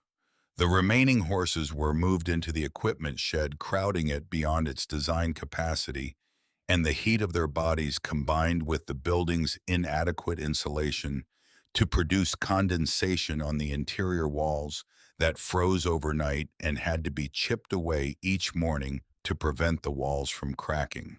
The firewood supply became critical on the third day of the storm. Gerald had calculated his winter supply on the assumption of an average cold season, and this was not an average cold season. The camp's woodlot was reduced to its emergency reserve before the storm had finished its first week. Meanwhile, inside the chamber behind the ice wall, Lita kept her schedule. Every 3 hours, she checked the vent passage. She extended the clearing pole through the upper section and confirmed that the draft was moving.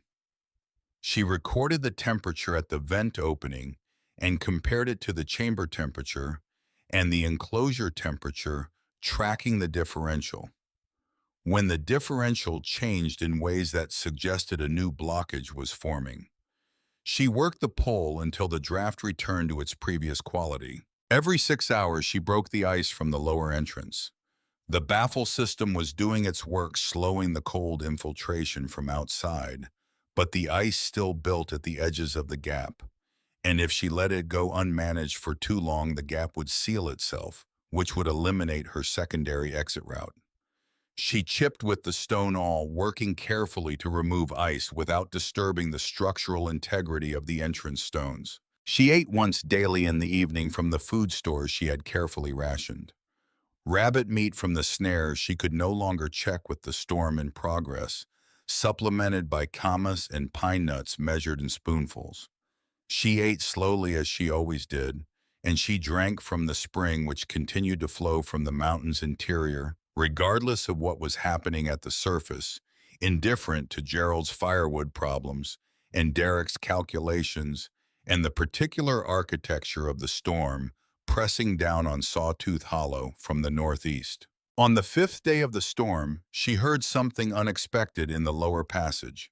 Not ice, not the shifting crack of the cliff face adjusting to temperature. A sound that was organic, effortful, the sound of a living body moving through a space that was not designed for easy passage. Moss raised her head from the sleeping enclosure entrance, the white blaze bright against her dark coat. The upright ear swiveled toward the lower passage and stayed there fully extended, reading the sound. She did not growl. She stood slowly and placed herself between the passage entrance and the fire in the position she took, when something unfamiliar was approaching, and she had not yet determined what it required. Lita reached for the restored trapper's knife on its shelf and held it at her side, not raised, and waited. What came through the lower passage was not Derek Harwell. It came slowly and it came in pieces. A hand first, then an arm, then a shoulder and a head, and then the rest of a man who had been crawling through 60 feet of low-ceiling talus passage in a storm that was trying with considerable force to kill everything exposed to it. He came out of the passage onto the floor of the side chamber and lay there for a moment not moving, which told her something about his condition before she had seen his face. She was across the chamber and kneeling beside him before she had decided to move. Elliot Marsh's hands were the color of old candle wax. His face had gone past red into a pale grayish blue at the cheekbones and the bridge of his nose, and his breathing was the shallow, rapid breathing of a body that was working very hard at a metabolic task it was beginning to lose ground on. His eyes were open, but focused on something above her head that was not the ceiling. She did not move him toward the fire. She knew from the almanac she had read at Pine Ridge, and from the particular arithmetic of temperature and tissue that she had been tracking for 15 days in this chamber, that rapid rewarming of severe cold exposure could produce consequences as serious as the cold itself.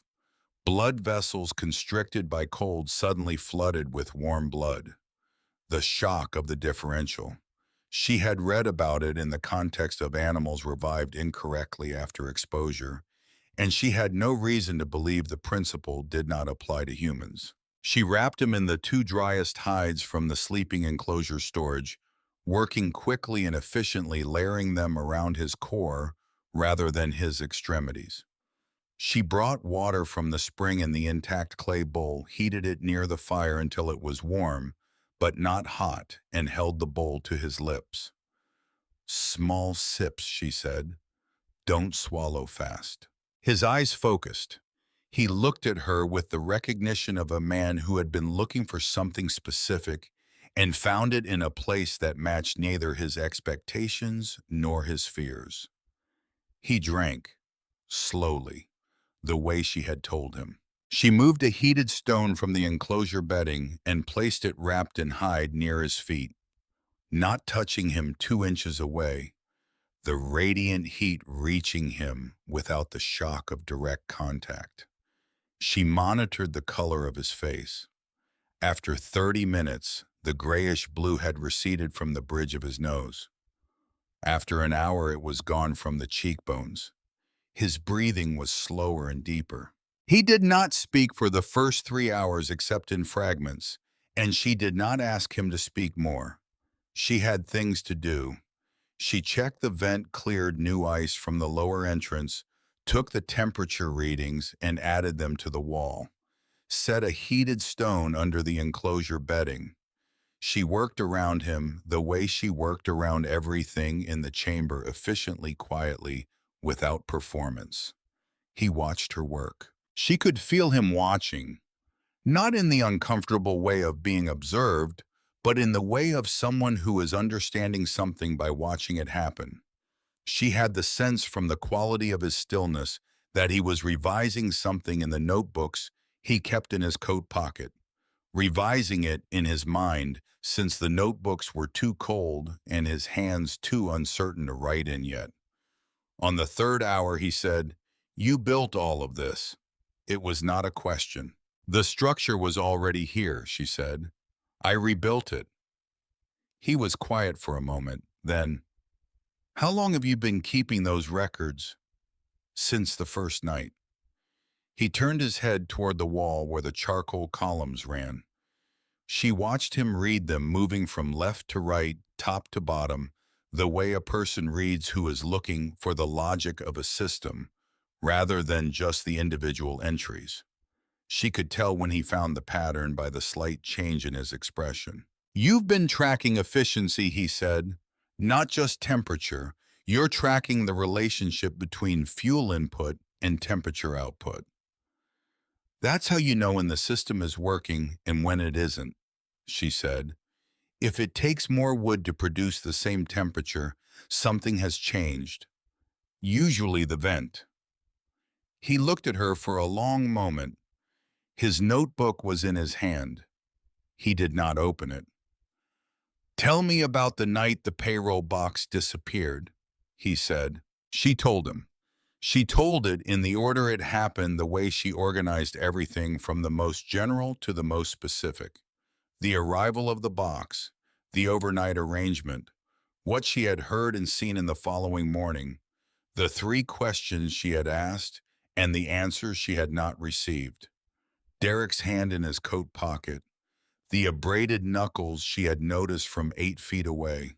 She told it without emphasis or decoration, because emphasis and decoration were the tools of people who needed to convince someone of something, and the facts organized in their proper sequence did not need her help to be what they were.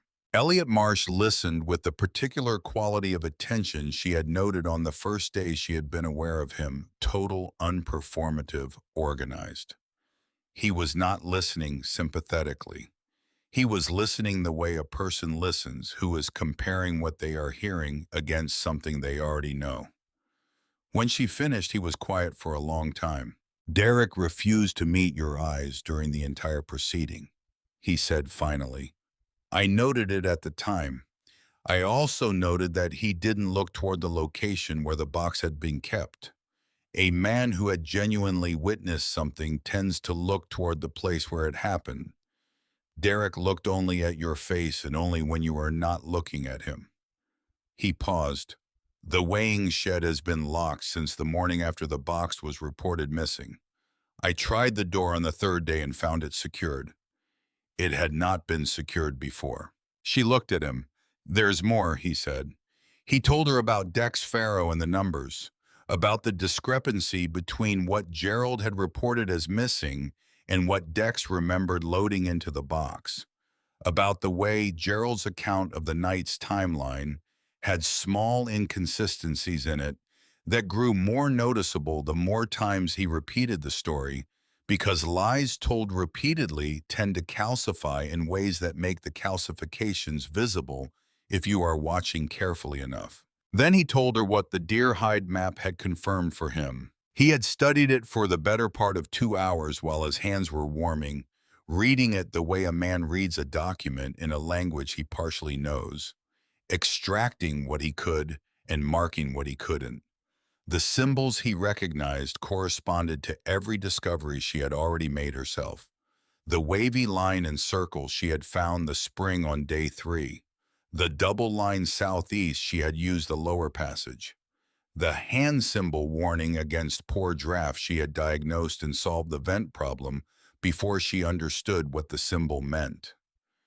He named each one in the order it appeared on the map, and each time he named one, it was something she had already found. She had found every piece of this knowledge herself with her own hands and her own feet and her own capacity for accurate observation, working in conditions that would have ended a person who was waiting to be taught. He hadn't taught her anything. He had simply arrived to confirm what she had already learned. She sat with that for a moment. "When the storm breaks," he said, "I'll go back." "I know," she said. "I want to bring you back with me." She considered this. She looked at the wall where her records ran in their careful columns, at the sleeping enclosure she had built from salvaged materials and failed experiments, at the spring she had found and the vent she had cleared and the snares she had built and the food she had stretched and the system she had constructed from the ruins of a system she had not built. "The roads aren't safe yet," she said, "and this place needs to be properly closed down before I leave it. The records, the map, the remaining supplies. They can't just be abandoned." He nodded slowly. He understood. She could see that she was not refusing. She was completing the work she had started. She prepared a packet for him to carry when he left. A copy of the temperature records transcribed onto the smoothest section of mica she had available. A written account of the night the payroll box disappeared, as detailed and specific as she could make it, organized by time and observation. A description of the lower route through the talus, precise enough that a person who had never been here could follow it. And one additional item, the mold-damaged fragment of hide from the third rolled piece in the cache, on whose surface the specific character of the mold pattern matched, in her estimation, the character of mold that grew on wood stored in conditions similar to the weighing shed floor. She did not explain this last item's significance. She simply included it.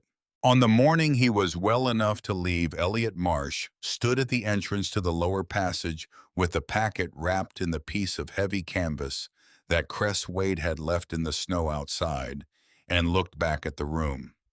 He looked at the records on the wall, and at the sleeping enclosure, and at the spring passage, and at the vent passage, and at the deerhide map on its frame.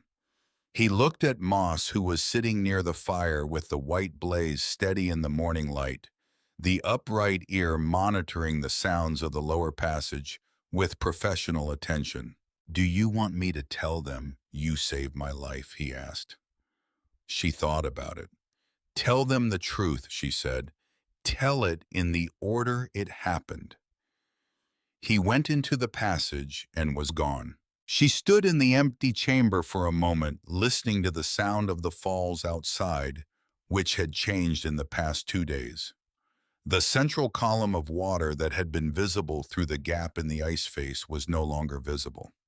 Sometime in the previous 48 hours, the final section of ice had grown across the gap and sealed it.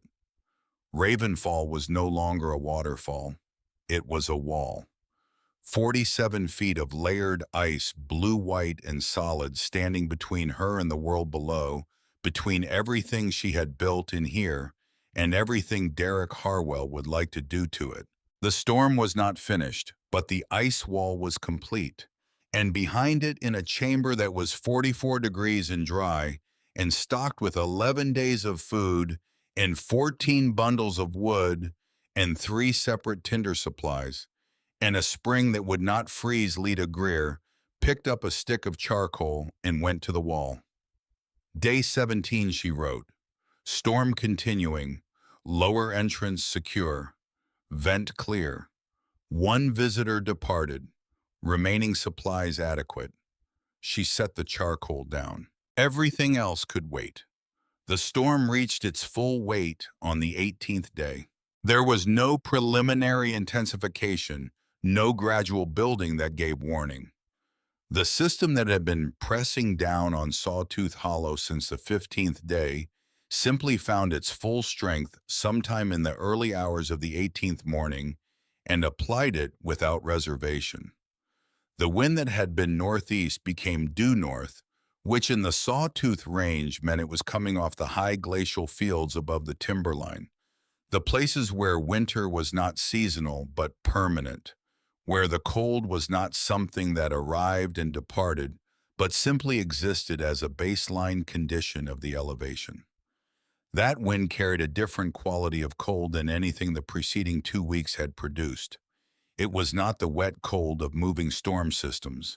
It was the dry, absolute cold of altitude, the kind that did not feel like cold at first, but like the absence of warmth. And the distinction mattered because it bypassed the body's initial defenses and got into the deep tissue before the deep tissue had registered the threat. At Pine Ridge Timber Camp, the thermometer in the mess hall recorded 11 degrees below zero at 6 in the morning of the 18th day. By noon, it had dropped to 17 below. By midnight, it had reached 22 below zero and was still falling. Dex Farrow had not left the mess hall in 4 days, not because he was ill or unable, but because the mess hall was the only building at Pine Ridge that was maintaining a survivable interior temperature without requiring more fuel than was available. Gerald's cabin had been abandoned on the 3rd day of the storm when the repaired stovepipe joint failed again and the repair materials were exhausted. Gerald and Derek were both sleeping in the mess hall now, along with 11 other adults and 4 children, arranged in the particular pragmatic intimacy of people who have allowed emergency to override preference. The wood supply situation had been managed by a combination of rationing so severe it bordered on dangerous and the dismantling of two unused outbuildings for fuel, a decision Gerald had resisted until the alternative became sufficiently clear. The furniture from the abandoned weighing shed had been included in the first round of dismantling. The floor had not been touched. The floor was solid, its planks thick and well fitted, and in any case the shed was at the north end of camp, and reaching it required crossing open ground in conditions that sent the temperature of exposed skin toward frostbite in under 3 minutes. On the 19th morning, the wind broke a section of the weighing shed's north wall. It happened at approximately 5 in the morning, while the camp was in the shallow collective sleep of cold weather emergency, the kind of sleep that is more a managed rest than a true unconsciousness, the body maintaining just enough awareness to register changes in temperature or sound that might require response. The crack of the wall timber giving way was audible in the mess hall, 40 yards away, a flat report like a large caliber shot, followed by the particular settling sound of a structure adjusting to a new load distribution. By full light, a section of the north wall had folded inward under the accumulated snow weight and the force of the wind that had been pressing it for 4 days. The roof above that section had partially followed. The shed was open to the sky on its north side, and the snow that had been building on the roof was now inside the building, heaped against the interior wall opposite the break. It was the snow that shifted the floor. The weight of it, several hundred pounds distributed over the damaged section, applied force to the floor joists in ways they had not been designed to accept. One of the main joists, a 12-inch timber running the length of the shed's interior, twisted in its bearing point under the new load. The twist transferred to the subfloor planking above it. One plank lifted at its fastened end, pulling the others near it into a relationship that was no longer flat and stable, but dynamic and uncertain. The second plank from the north wall rose almost 2 inches on its west edge. Dex Farrow went to look at the damage after breakfast, not because he had been asked to, but because assessing structural damage was a habit of 30 years in the mining industry, where the integrity of structures determined whether people lived or died. He went with 2 of the camp workers who were experienced in timber construction, both of them looking for salvageable material that could be used to reinforce the mess hall's south wall, which had been showing stress cracks for 3 days. He saw the lifted plank immediately. He stood over it for a moment without moving. The gap below the lifted edge was perhaps 3 inches wide and 6 inches long, and in the winter light coming through the broken north wall, it was just sufficient to show the darkness below. And in the darkness below, the corner of something. A rectangular corner. Wood. Possibly walnut, though the light was not good enough to be certain. He looked at the 2 workers. Then he looked at the plank. He bent down and pulled it up. The floor of the weighing shed had been built in the standard fashion for camp structures, planking laid over joists, with a crawl space of approximately 14 inches between the bottom of the joists and the ground below. The space was cold and dark and smelled of old wood and frozen earth. In it, wedged between 2 joists so that it would not shift, sat a walnut box approximately 18 inches long, with an iron handle and a brass lock. The lock was intact. One corner of the lid carried pry marks fresh enough that the wood was still pale at the edges. Dex Farrow did not speak for a long moment. He knelt on the cold floor of the damaged shed and reached into the crawl space and pulled the box free. It was heavier than he had expected, and for a moment that weight, the specific weight of it in his hands, was the most informative fact he had encountered since arriving at Pine Ridge 6 weeks ago. He had loaded this box himself at the Silver Creek mine office. He knew what a full box felt like and what a partially emptied box felt like, And what he was holding was not an empty box. He carried it under his arm out of the damaged shed and across the camp yard to the mess hall. The mess hall fell quiet when he came through the door. Not immediately, not all at once, but in a spreading silence that began with the people closest to the door and moved through the room, the way cold air moves when a door opens, gradually touching every person present. Dex walked to the center table, the long one where the camp took its meals, the one where Gerald had stood 6 weeks ago, and held the torn halves of a labor contract over a girl who had asked 3 questions and received no answers. He set the walnut box down in the middle of that table, and the sound it made on the wood was the sound of something being put in its proper place after a long time in the wrong one. Gerald's expression did not change in any way that would be legible to a stranger. To Dex, who had been watching Gerald manage information for 6 weeks, the precise quality of Gerald's stillness was itself a form of information. It was the stillness of a man recalculating. "Found it in the weighing shed," Dex said. He kept his voice flat the way he kept it flat when he was reporting findings underground that required a calm response. Under the floor, the storm broke the north wall and shifted a plank. The room looked at the box. Dex opened the clasp. The lid lifted. Inside, in the particular arrangement of coin trays and script envelopes that he had loaded at the mine office, were the wages of 32 miners, minus a quantity that by Dex's visual estimate matched almost precisely the amount that Derek Harwell had paid to 2 teamsters before sunrise on the morning after the box was reported missing. He did not look at Derek when he thought this. He looked at the box. But in his peripheral vision, he saw Derek Harwell's chair pushed back from the table at the far end of the room. What Dex found beneath the box was in its way more informative than the box itself. In the crawl space, in the cold and the dark, several additional items had been stored in the same deliberate way that the box had been stored, wedged between joists, placed rather than dropped. He found them by feel as much as sight, reaching into the cold space, methodically checking the area around where the box had sat. A spare key on a flat iron ring, the kind used for the camp office cabinet. A section of iron tool broken at a joint with splinters of walnut wood pressed into the break at the angle that would result from prying a walnut surface. A folded paper, 2 papers, which when unfolded were promissory notes bearing a date 3 weeks earlier, and a signature that Dex recognized as Derek Harwell's, and caught on a nail that protruded from the underside of the joist above a small scrap of canvas fabric, olive-colored, frayed at one edge, with a section of mismatched thread, repair visible at the tear. He brought all of it to the table. He laid each item beside the box in the order he had found it, not speaking the arrangement itself, making the argument that any words would only have complicated. The room looked at the items. Gerald looked at the items.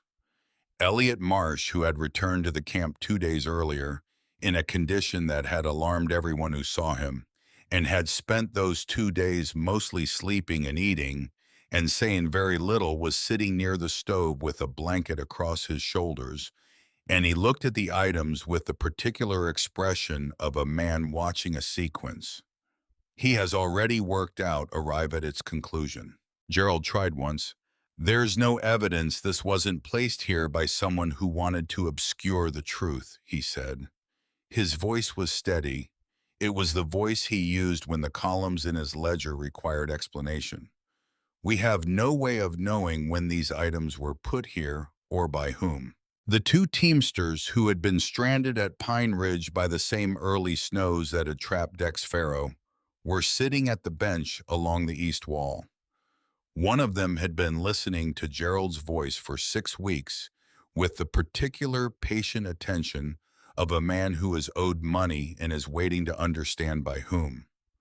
He looked at the promissory notes on the table and then at the silver coins in the trays of the open box, and said in a voice that carried no particular emphasis, that the coins in the top tray looked similar to the coins Derek Harwell had handed him 3 weeks ago at 4 in the morning in the horse barn. Gerald said nothing more. The silence that followed was not the silence of a question waiting to be answered. It was the silence of an answer that had already been given and recognized by every person in the room, the silence of a fact settling into its final position.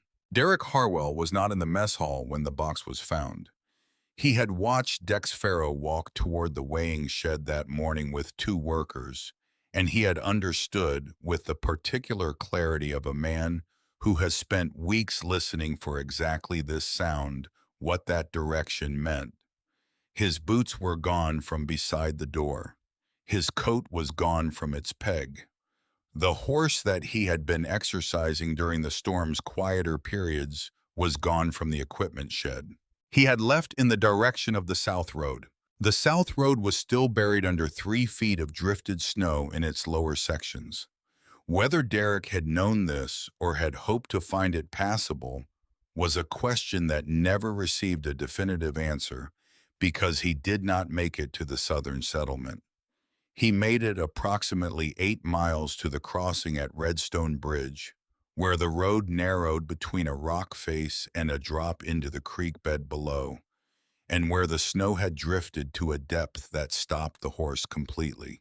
Sheriff Harmon Pike, riding north from the settlement with 2 deputies on the morning after the storm broke, found Derek Harwell at the Redstone Bridge crossing, sitting on a horse that would not move in a temperature of 9 below zero, with the collar of his coat turned up and his hands inside his sleeves, and the particular expression of a man who has run out of calculations. In Derek's saddlebag were 2 Silver Creek payroll vouchers that had not been in the walnut box when Dex found it. They had been in Derek's coat pocket for 6 weeks, converted at some point during those weeks into a resource he had not yet found a use for.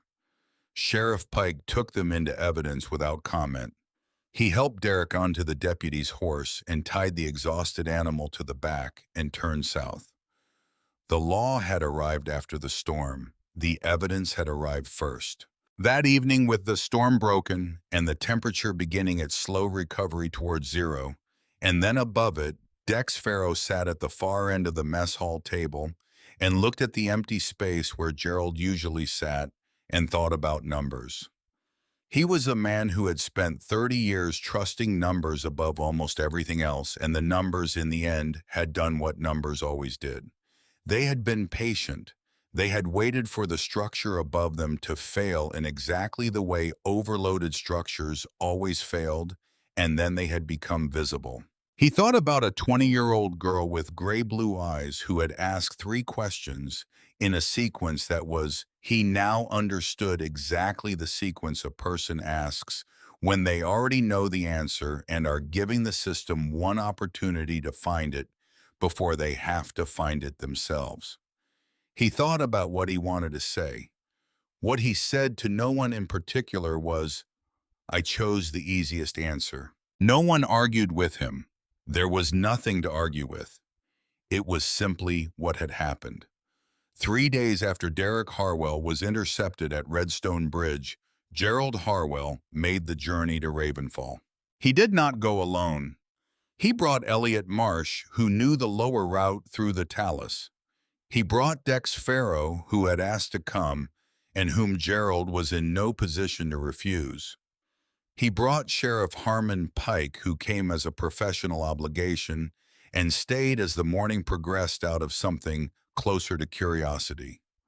The 4 men left Pine Ridge in the early morning in a temperature of 2 below zero, with the sky clear for the first time in 10 days, the kind of crystalline winter morning that makes the mountains look like they have been built rather than formed, every edge, sharp every surface, either brilliant white or the deep blue shadow of something brilliant white. The ice wall at Ravenfall had grown during the storm. All 4 men stopped when they saw it. It stood 47 feet from the basin floor to the basalt ledge above, and it was no longer the partial formation that Cress Wade had observed in November. It was complete. The final section had closed during the storm's peak, In the 2 weeks of sustained extreme cold that followed had thickened and solidified the entire structure until it was no longer a waterfall that had frozen, but something architecturally distinct, something that looked less like a natural formation and more like an intention. The ice was layered in strata you could read like rings in a cross-section of old wood, each layer a different night's freezing, slightly different in opacity or color, blue-white where the water had been aerated clear as old glass, where it had frozen still. It caught the morning sun on its eastern face and held it, and the light that came off it was not the flat white of snow, but something deeper. Something that came from inside the ice and seemed to have traveled a long way to get out. It was enormous, and it was silent, and it was the thing that had kept her alive. Elliot led them to the lower route, the path through the talus on the south side that Cress had identified on the Deerhide map, and that Elliot had used twice now. The entrance between the two fallen stones was not obvious, even when you knew it was there. In the current conditions, with the snow refrozen into a hard crust over the talus field, it was simply a gap in the rock that might have been anything. They went through one at a time, Elliot first, then Dex, then Pike, then Gerald. The passage was 60 feet of low ceiling and uneven floor, and the particular claustrophobia of enclosed stone. Gerald, who was a large man, took longer than the others. No one waited for him inside. They stood in the side chamber where the lower route met the main passage system and looked at what lay beyond. The main chamber was lit by the fire in the old hearth, low and steady, and by the pale light that came down through the vent passage from somewhere above. It was warm, not the aggressive warmth of an overheated room, but the specific warmth of a space that had been carefully maintained at a livable temperature for a long time, the warmth of intention rather than accident. The walls held their charcoal columns. The sleeping enclosure stood in the corner with its layered hide walls precise and functional. The storage shelves above the ground held their organized containers. The spring passage was visible in the north wall. The Deerhide map hung on its frame. On the floor near the hearth, a tawny brown dog lay with her chin on her forepaws watching the newcomers. The white blaze on her muzzle was steady in the low light. The right ear was fully upright and had been tracking the sounds of their approach through the passage for the past 10 minutes. She did not growl. She assessed each person as they entered, and then returned her attention to the woman sitting beside the fire. Lita Greer was not standing in the center of the room waiting to be addressed. She was sitting on the stone floor near the hearth with a length of rawhide cord in her hands, working it through a repair to the strap of her canvas pack. The olive canvas chore jacket she wore smoothed flat at the collar, her gray-blue eyes moving from the strap to the newcomers and back to the strap with the same quality of measured attention she applied to everything. She looked at each of them in turn without rising. She looked at Gerald last and longest, and then she returned her attention to the strap. Sheriff Pike spoke first. He had a direct manner that came from years of delivering information that people either needed to act on or needed to accept, and he used it now without embellishment. The evidence had cleared her name. The payroll box had been found in the weighing shed under the floor. Derek Harwell had been apprehended at Redstone Bridge with additional stolen vouchers in his saddlebag. He was in custody in the settlement jail awaiting a hearing before the territorial circuit judge. The torn labor contract, the expulsion from camp, and the decision to send her out into winter weather would all become part of the official record. The debt Gerald claimed she still owed had no valid accounting basis and would not be enforced. Gerald waited until Pike finished, and then he said what he had been preparing to say on the walk from Pine Ridge. He had acted on the evidence available to him at the time. He had made the decision that the circumstances appeared to require. He had not had the information he now had. If the information had been available, his decision would have been different. It was the argument of a careful man, and it was not wrong in its narrow technical sense, and it was entirely beside the point, and everyone in the room understood all three of these things simultaneously. Lita set the strap down on her knee and looked at Gerald with the gray-blue eyes that had been reading rooms since before she came to Pine Ridge and said, "You refused to check three things." Her voice was level, not cold, not angry, simply precise. The same voice she used to report supply discrepancies in the camp ledger, the voice of someone who is stating what is true without requiring it to be more than what it is. "The lock on the cabinet," she said, "the footprints in the mud outside the office, the location of the spare key." She paused, not for effect, but because she was finished. Three things. Any one of them would have changed the outcome. The chamber held its silence. Gerald looked at her. He was a man who had spent his life in rooms where he controlled the information and therefore controlled the conclusions. And he was in a room now where the information was on the walls, recorded in columns that anyone could read, and the conclusions had already been reached without his participation and did not require his endorsement. He had no mechanism for this room. He had no instrument of control that functioned here. The debt ledger was in his office back at camp. The labor contract was in two pieces in a box somewhere. The company store credit was a lever that had no purchase on a woman who had spent 19 days sourcing everything she needed from a mountain. He opened his mouth once more and then he closed it. "I'm managing fine," Lita said, returning her attention to the rawhide strap. "Nothing more." She said it without dismissal, without satisfaction, without any of the emotional coloring that the statement might have been expected to carry. She said it the way she wrote on the wall, as information, as the current condition of the system recorded accurately, neither inflated nor diminished. Gerald Harwell turned toward the lower passage. He walked to the entrance of the passage and he stopped, because the entrance required him to lower himself to hands and knees, which was not something a man of his size and bearing did easily or without registering it. He did it. He went to his knees on the stone floor of the chamber he had come to as a man with authority over another person's circumstances, and in which he had discovered that he had no authority at all over anything present.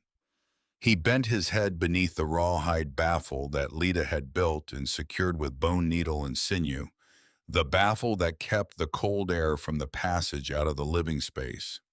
The baffle that was one of perhaps 40 specific solutions she had developed in 19 days for the problem of staying alive in a place that he had sent her to die. He ducked under it. He disappeared into the passage. The others followed Dex last, who paused at the entrance and looked back at the room one more time. He looked at the charcoal columns on the wall, at the sleeping enclosure, at the spring passage, at the deerhide map. He looked at Moss, who had returned her chin to her forepaws and was watching him with the amber-brown eyes of an animal that has made its assessment and is simply waiting for the situation to develop. He looked at the woman by the fire who was finishing her repair work on the canvas strap with the precise attention of someone for whom the difference between a task begun and a task completed was not a matter of willpower, but of how things were. He thought about what he wanted to say. He said, "The numbers were always wrong. I should have said so the first day." She looked up at him.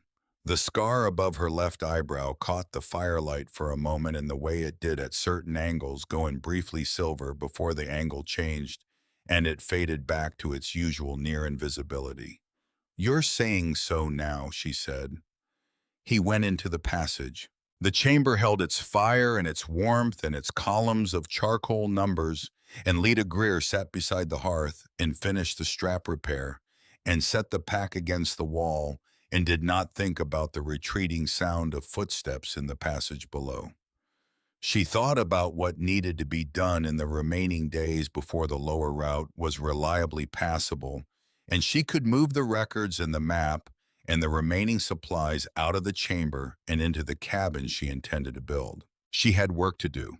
Spring came to Sawtooth Hollow the way spring came to High Country, not as an arrival, but as a negotiation. Cold yielding ground in increments so small that each individual day felt unchanged, while the aggregate of a week showed unmistakable movement. The snow retreated up the slopes, exposing first the south-facing ground, then the east faces, then finally even the north-facing hollows, where winter held its last positions. The ice wall at Ravenfall went last. It went slowly, which was its own kind of beauty. The lower sections, warmed by the meltwater collecting in the basin below, softened first. The middle sections followed as the angle of the sun increased and the air temperature climbed above freezing for longer hours each day. The upper sections, where the ice was thickest and the exposure to direct sun was intermittent, held longest. For almost 3 weeks in late March and early April, the falls were in transition, no longer the sealed wall of deep winter, and not yet the open waterfall of summer. Something in between the ice thinning and pulling back from the cliff face, and revealing in the gap that opened first at the upper right, where the overhang had always kept the formation slightly thinner, the entrance to the passage. To anyone looking up from the basin floor during those weeks, what had appeared all winter to be a solid and impassable wall of ice was revealing gradually, unmistakably, that it had not been empty, that behind it in the rock of the cliff face there was an opening, and in the chamber behind that opening, visible now that the spring light could reach it at certain angles through the vent above, there were the marks on the wall, the columns of numbers, the daily strokes, the records of 19 days of careful, systematic survival. The cabin went up on high ground above the falls on a natural terrace in the rock that gave a view south down the valley and east toward the Sawtooth Peaks. It was a small structure, one main room with a sleeping loft and a proper stone hearth built on the principles she had worked out in the chamber below. The hearth drew well. She had tested the vent angles 3 times before mortaring the final stones into place, because she understood now from experience rather than theory exactly what adequate draft looked like and exactly what it cost when you got it wrong. Cress Wade helped her source the timber and showed her the joinery methods that held best in the temperature swings of mountain construction. Elliot Marsh came on 2 Saturdays and worked alongside her on the chinking, without being asked, mixing the clay and fiber compound she had found referenced on the deerhide map. The clay deposit marked with the rectangle and 3 dots that she had located in late February and tested through the remaining cold weeks. The compound held better than any commercial product available in the settlement, and she had enough of it to finish the cabin walls and have surplus remaining for the chamber below. She kept the chamber. It would have been simple enough to close it to seal the entrance and let the mountain reclaim it over time. She did not do this. The chamber had been used by more people than she could name across a span of time longer than the settlement of Pine Ridge, and its usefulness did not end because her immediate emergency had passed. She cleared it properly in the early weeks of spring, removing what was too deteriorated to function and repairing what could be repaired. She rebuilt the storage shelves to a standard that would survive another decade of disuse if it came to that. She left the thermometer on its shelf. She left the tinder containers stocked and sealed. She left wood in the inner storage section dry and measured in the bundles she had standardized. She left the deer hide map, but she copied it first onto a new piece of cured hide that she prepared herself, and on this copy beside each symbol she wrote in English what she had learned that symbol to mean. Not the academic translation that Elliot had provided, though she included that too, but the operational meaning, the meaning you needed to understand if you were here in winter with limited resources and a specific problem to solve. The circle beside the wavy line spring runs year-round, does not freeze access through the North Passage 2 minutes from main chamber. The three short marks beneath the slope south exposure, wind-swept accessible when lower routes are drifted. The double line southeast lower route, 60 feet of passage exit in Willow Flat, preferable approach in conditions when upper entrance is iced. The hand symbol, do not build fire in a space with poor draft. Test first. Always test first. She made 3 copies of the annotated map. One remained with the original in the chamber. One she gave to Elliot, who was building his own record of the winter, in the careful handwriting of a man who understood that specific information has a longer survival rate than general impressions. One she kept in the cabin. Elliot and Cress, together over several evenings in the early spring, worked through the older sections of the original map with the particular collaborative attention of 2 people who each held part of a knowledge the other did not fully have. Cress knew the mountain. Elliot knew enough of the record-keeping tradition of the people who had made the older marks to make educated interpretations. Between them, they confirmed what she had already determined empirically and added several things she had not yet had occasion to test. They agreed without needing to state it explicitly that the location of the chamber was not information to be distributed widely. There were prospectors moving into the Sawtooth Range that spring. There were fortune hunters and land speculators, and the various categories of people who arrived in a country after the difficult work of understanding it had been done by others looking for the parts they could extract. The chamber was not that kind of resource. It was the other kind, the kind that needed to be known by the right people and unknown by everyone else. Some knowledge survived she had come to understand precisely because it was shared carefully. Vera Hensley arrived at the cabin on a Tuesday in April. She came alone on foot, having walked the lower trail from Pine Ridge in the morning cold, with a canvas sack over one shoulder. She was wearing her work dress and her good boots, and the expression of a woman who has decided to do a thing and is doing it without requiring the thing to be more complicated than it needs to be. Inside the sack was the coat. It was the heavy canvas coat with the wool flannel lining that had belonged to her husband, the one she had held out in the mess hall on the evening of the expulsion and been prevented from giving.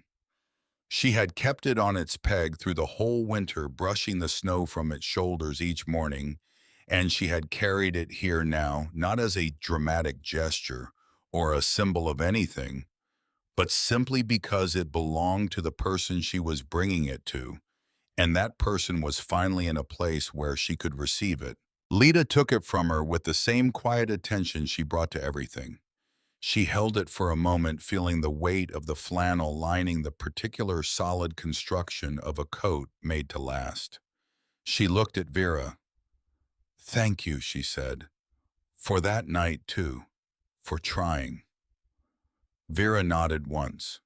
She had the manner of a woman who did not require acknowledgement, but accepted it honestly when it was given. Lita looked around the cabin at the hooks on the south wall, where her own things hung at the olive canvas chore jacket on its peg-frayed collar and mismatched repair thread, and all the jackets she had worn every day of the 19 days and the weeks of building after. She carried the heavy coat across the room and hung it beside the chore jacket on the peg to the right, and stepped back and looked at both of them hanging there in the spring morning light. The rawhide baffle still hung across the chamber entrance below the one Gerald Harwell had bent his head beneath to leave a place he had no authority over. No one had taken it down. There was no reason to. Dex Farrow settled the account formally in May when the circuit court had completed its proceedings and the official record had been established.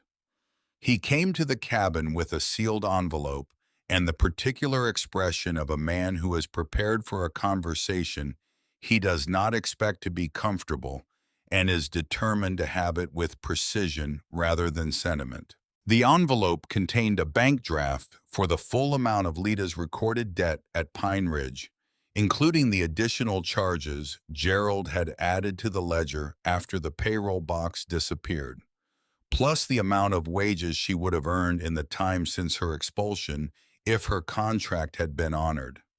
Dex had calculated both figures himself from the ledger which he had obtained as part of the evidentiary record, and he had had the calculations verified by the territorial accountant in the settlement. He handed her the envelope. "This isn't charity," he said. "It's arithmetic." She opened the envelope, looked at the draft, and set it on the table without visible reaction. The numbers were what they were. She had always trusted numbers to be what they were. "Sit down," she said. "I'll make coffee." He sat. Moss came and lay near his feet, the white blaze pale in the morning light, and the faded red collar and the asymmetrical ears exactly as they had always been. The upright right ear tracked the sounds from outside the cabin, the wind in the spruce canopy, a bird working the brush below the terrace. The particular note that Ravenfall produced in the spring when the full volume of the winter's snowmelt was running through it and the basin below was full. Dex looked at the wall where she had put the copies of the annotated map, and at the shelf with the thermometer she had brought from the chamber, and at the window facing south down the valley. "What will you do with it?" he asked. She set the coffee down in front of him and sat across the table and thought about it honestly for a moment. "Keep records," she said. "Build things that work. See what needs doing." It was not an ambitious answer. It was a precise one. Derek Harwell's hearing before the circuit judge in June produced a conviction on the charges of theft and planting of evidence, with a sentence that accounted for the additional vouchers found in his saddlebag. He served the full term without reduction. Gerald Harwell did not lose Pine Ridge immediately. The process was slower than that, moving through the accounting of misrepresented debts and the repayment schedules that the territorial labor arbitrator imposed, and the departure of workers who had options. Now that the ledger was open and the numbers in it were subject to scrutiny by someone other than Gerald. Dex Farrow financed a cooperative supply operation in the settlement that Spring organized around the principle that people who needed supplies should be able to obtain them at prices that bore a reasonable relationship to the actual cost of the supplies. The company store at Pine Ridge lost its monopoly. Gerald kept the timber rights. He kept less of everything else. Elliot Marsh continued to teach.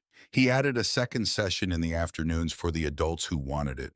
People who had been working since before they could read and were working still and wanted the mathematics and the letters and the understanding of how to keep their own records and read the records being kept about them. Cress Wade came back to the cabin each fall for 3 years running, arriving from his northern trap lines with information about the mountain conditions and the particular systems of weather and water that he had been reading for decades.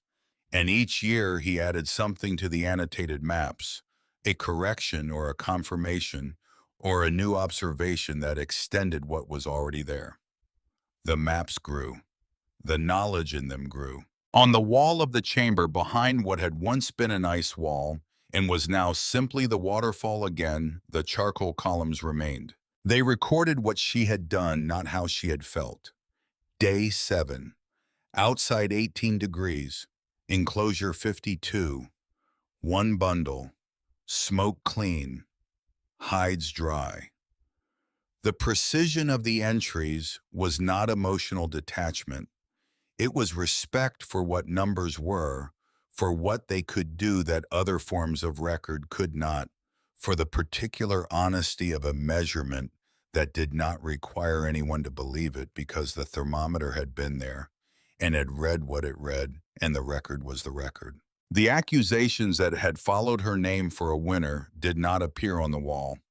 They had not been true, and she had not put them there. And as the years moved past, the accusations became the kind of thing that is remembered only by the people to whom it happened, and eventually not even by them, because the useful thing about the past was not the part that had been done to you, but the part that you had done, and that part was on the wall.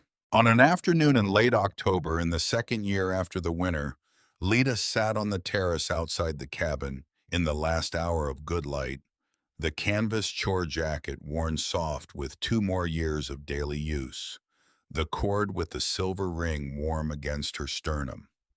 The sawtooth peaks were carrying the first permanent snow of the season at their upper elevations, white lines above the tree line that would descend through November until they reached the valley floor. Moss lay beside her on the stone. The white blazed pale in the afternoon sun. The right ear moved twice, once toward the sound of a hawk working the updraft above the terrace, once toward something in the brush below that resolved itself into nothing requiring attention. Lita put her hand on the dog's back. Not for any particular reason, not as a conclusion or a statement or a response to anything, simply because Moss was there and had been there through all of it, and the hand on the back was the clearest language available for what that meant. The falls were audible from the terrace, the familiar sound of the water dropping 47 feet into the stone basin below the sound she had heard first in the rain on the worst night of her life, and turned toward not because she felt hope, but because it was a reference point in the dark, and reference points were what you used when everything else had been taken from you. It was the same sound now. It would be the same sound when winter came and the cold built the wall back up layer by layer, the same work happening the same way for the same reasons, the mountain doing what it always did, indifferent and exact and entirely without malice. She had learned in 19 days and everything that followed that indifference was not the same as hostility, that a mountain that did not care whether you lived or died was not the mountain's failure, but simply its nature, and that the correct response to that nature was not resentment, but accuracy. Pay attention. Record what is true. Do the next thing that needs doing. Trust the numbers when you have them, and develop better numbers when you don't. The light on the peaks went from gold to pink to the deep blue that meant dusk was 20 minutes away. She did not move to go inside yet. She had time. The fire was laid and ready to light. The wood supply for the season was stacked in the lean-to and covered. The food stores were inventoried and adequate. The chamber below had been restocked for winter. The annotated maps were current. Everything that needed to be done before the cold arrived had been done or was in the process of being done. She had learned the hard way, and the only way such things are truly learned, that keeping warm was more important than making warm, that maintenance was more important than response, that the work you did when nothing was wrong was the work that kept things from going wrong, and that the numbers on the wall were not a record of crisis survived, but a record of a system understood. She kept her hand on Moss's back. The evening came down off the peaks the way it always did, steady and reliable, and exactly as cold as the thermometer would say it was. She went inside and lit the fire.